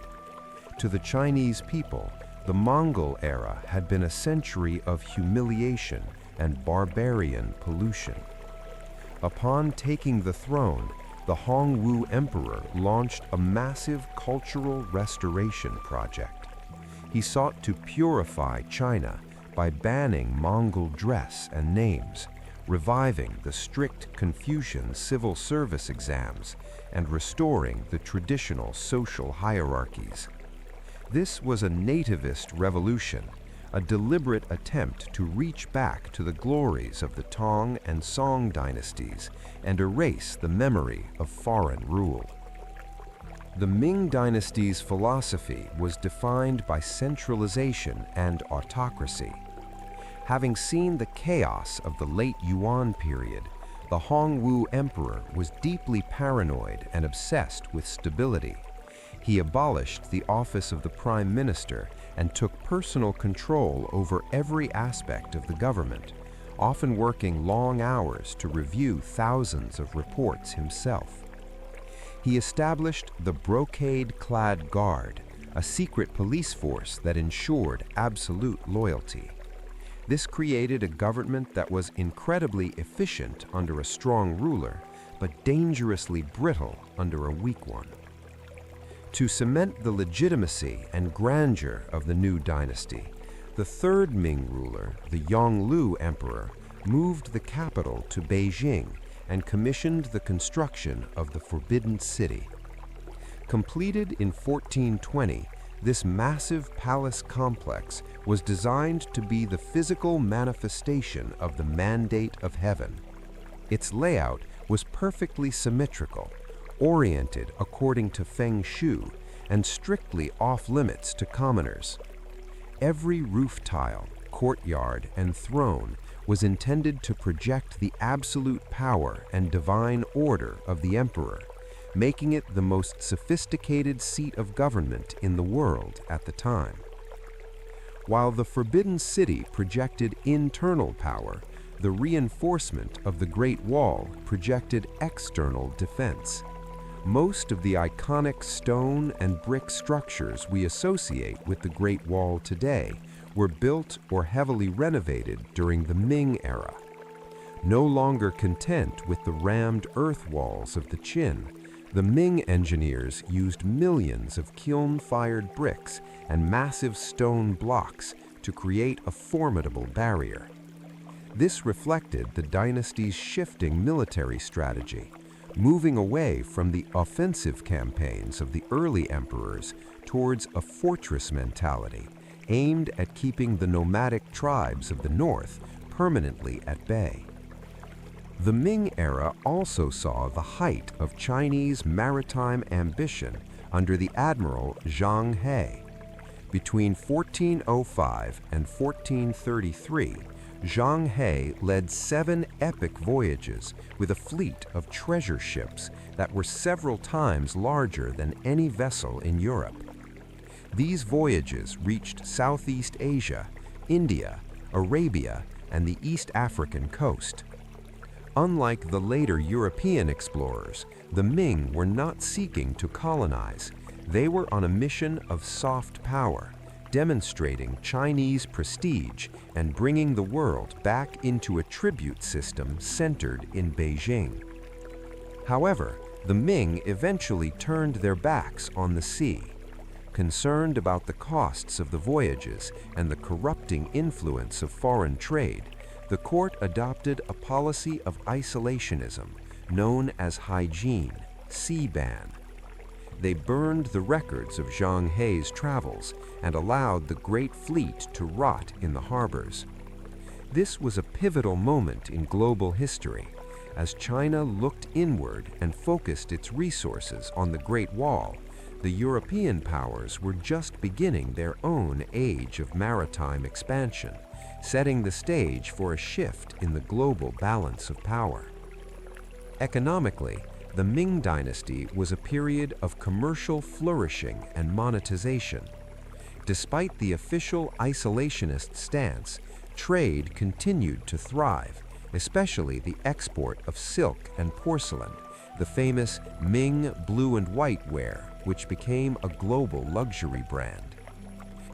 The maritime expeditions of Zhang He, 1371 to 1433, represent one of the most staggering what-if moments in global history.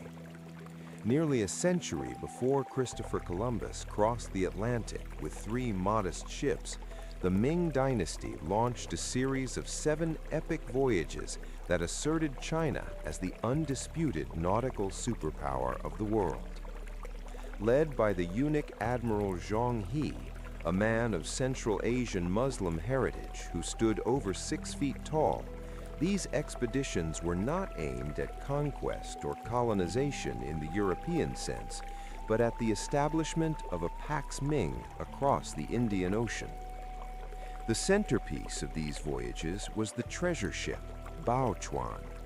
According to the history of Ming, these colossal wooden vessels were approximately 440 feet long and 180 feet wide, featuring 9 masts and 12 sails. To put this in perspective, Zhang He's flagship was roughly 4 times the length of Columbus's Santa Maria. These ships were marvels of engineering, featuring watertight compartments, a technology that would not be adopted in the West for centuries, which prevented a single hull breach from sinking the entire vessel. The sheer scale of the fleet was a testament to the Ming Dynasty's industrial might. Each expedition involved up to 300 ships and a crew of nearly 28,000 men, including sailors, soldiers, doctors, astronomers, and linguists. This was essentially a floating city capable of self-sustenance over months at sea. The logistical coordination required to feed, hydrate, and command such a massive force across thousands of miles of open ocean remains one of the greatest administrative feats of the pre-modern world.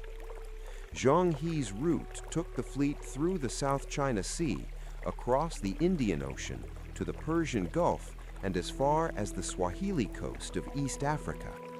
At every major port, from Malacca to Calicut to Mogadishu, the fleet performed a ritual of soft power. Zhang He would present local rulers with lavish gifts of Ming silk, porcelain, and lacquerware. In return, these rulers were expected to acknowledge the Ming emperor as the son of heaven and send envoys back to Beijing to offer tribute. The arrival of the fleet was a psychological masterstroke. Imagine the shock of a local sultan watching hundreds of massive multi-masted ships appear on the horizon, carrying a private army larger than his entire population. Most rulers chose the path of diplomacy. The tribute they sent back to the Ming court was often exotic: spices, ivory, gems, and most famously, a giraffe from the kingdom of Malindi.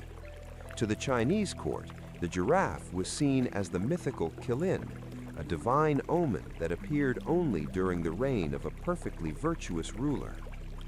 Despite the military capacity of the fleet, the Ming's primary goal was the protection of trade. The fleet was used to suppress piracy in the Strait of Malacca, ensuring the safe passage of merchant vessels. Zhang He established a network of official depots, or guanchang, that acted as fortified warehouses and diplomatic hubs. By securing these lanes, the Ming ensured that the maritime Silk Road remained under Chinese influence, funneling wealth and prestige back to the newly built Forbidden City. The voyages were also an intellectual expedition. Zhang He's crew included cartographers who created the Mao Kun map, a sophisticated nautical chart that provided detailed coastal outlines and sailing directions from Nanjing to Africa. They utilized advanced magnetic compasses and celestial navigation, tracking the stars to maintain their course. These journals and maps provided the Ming court with the most comprehensive geographical knowledge of the world outside of China that had ever existed. However, this age of discovery was cut short by a bitter internal power struggle in the Ming court. The Confucian scholar officials, who traditionally viewed trade as base and foreign travel as corrupting, grew increasingly jealous of the power and wealth accumulated by the court eunuchs like Zhang He. They argued that the voyages were a colossal waste of silver that should be spent on the northern frontier to defend against the recurring Mongol threat. Following the death of the Yonglei emperor and eventually Zhang He himself, the isolationist faction won. The Ming government enacted the Sea Ban, or Hai Jin, making it a capital offense to build a multi-masted ship or engage in private maritime trade. The great treasure ships were allowed to rot in their moorings, and the records of the voyages were largely destroyed or suppressed. China deliberately dismantled the greatest navy the world had ever seen, turning its back on the sea and retreating behind the newly reinforced Great Wall. The timing of this retreat changed the course of human history. As China withdrew from the Indian Ocean, a power vacuum was created that would eventually be filled by Portuguese, Dutch, and British explorers. Had the Ming continued their voyages, the age of discovery might have been a Chinese one, and the Americas might have been reached from the west rather than the east. Zhang He's legacy remains a reminder of a period when China was the pioneer of the seas, proving that the Middle Kingdom was once the center of a truly globalized maritime world. While China consumed itself from within, a formidable new power was coalescing in the northeast, the Manchus. Descendants of the Jurchen people, the Manchus were led by visionary leaders like Nurhaci and Hong Taiji, who transformed disparate tribal groups into a highly disciplined military machine known as the Eight Banners. This system was not just an army, it was a social and administrative framework that integrated military service with daily life, creating a warrior class that was both mobile and fiercely loyal. The Manchus waited patiently for the Ming to fracture, building a state that combined steppe grit with borrowed Chinese administrative expertise. The pivotal moment in Chinese history occurred at Shanhai Pass, the easternmost stronghold of the Great Wall. Faced with the peasant rebels who had seized Beijing, the Ming general Wu Sangui made a fateful decision. He opened the gates to the Manchu barbarians to help him retake the capital. The Manchus did not simply help, they took over. By 1644, they had established the Qing dynasty, the second time in history that all of China was ruled by non-Han outsiders. However, unlike the Mongols who had preceded them, the Manchus were deeply savvy about the cultural weight of the civilization they now occupied. To stabilize their rule, the Qing performed a delicate cultural balancing act. They presented themselves as the true heirs of the Confucian tradition, continuing the civil service examinations and honoring the Ming emperor's ancestors to soothe the Han elite. Yet they were determined to remain a distinct ruling caste. They mandated the infamous Q hairstyle, shaved foreheads with a long braid, for all Han men as a visible mark of submission. This created a diarchy, a government where Manchu and Han officials worked side by side, but where the ultimate military and political veto remained firmly in Manchu hands. Under the reign of three great emperors, Kangxi, Yongzhang, and Qianlong, the Qing presided over a period of unprecedented territorial expansion. These rulers were not content with the traditional borders of China. They launched massive military campaigns that brought Tibet, Xinjiang, and Mongolia under permanent Chinese control for the first time. By the mid-18th century, the Qing Empire had doubled in size compared to the Ming, creating the vast multi-ethnic map that largely defines the borders of modern China today. This expansion was managed through the Lifan Yuan, an innovative administrative body designed specifically to manage the affairs of the nomadic and mountain peoples of the frontiers. The Qing did not try to force these regions to become Han. Instead, they ruled through local elites, such as the Dalai Lama in Tibet or Mongol princes. This flexible imperial approach allowed the Qing to maintain a massive, diverse empire with a relatively small administrative footprint, provided the banners remained strong enough to enforce the peace. Economically, the early Qing was a golden age of prosperity. The introduction of new world crops like sweet potatoes and maize, which could grow in marginal soil, fueled a population explosion. By the late 1700s, China's population reached a staggering 300 million.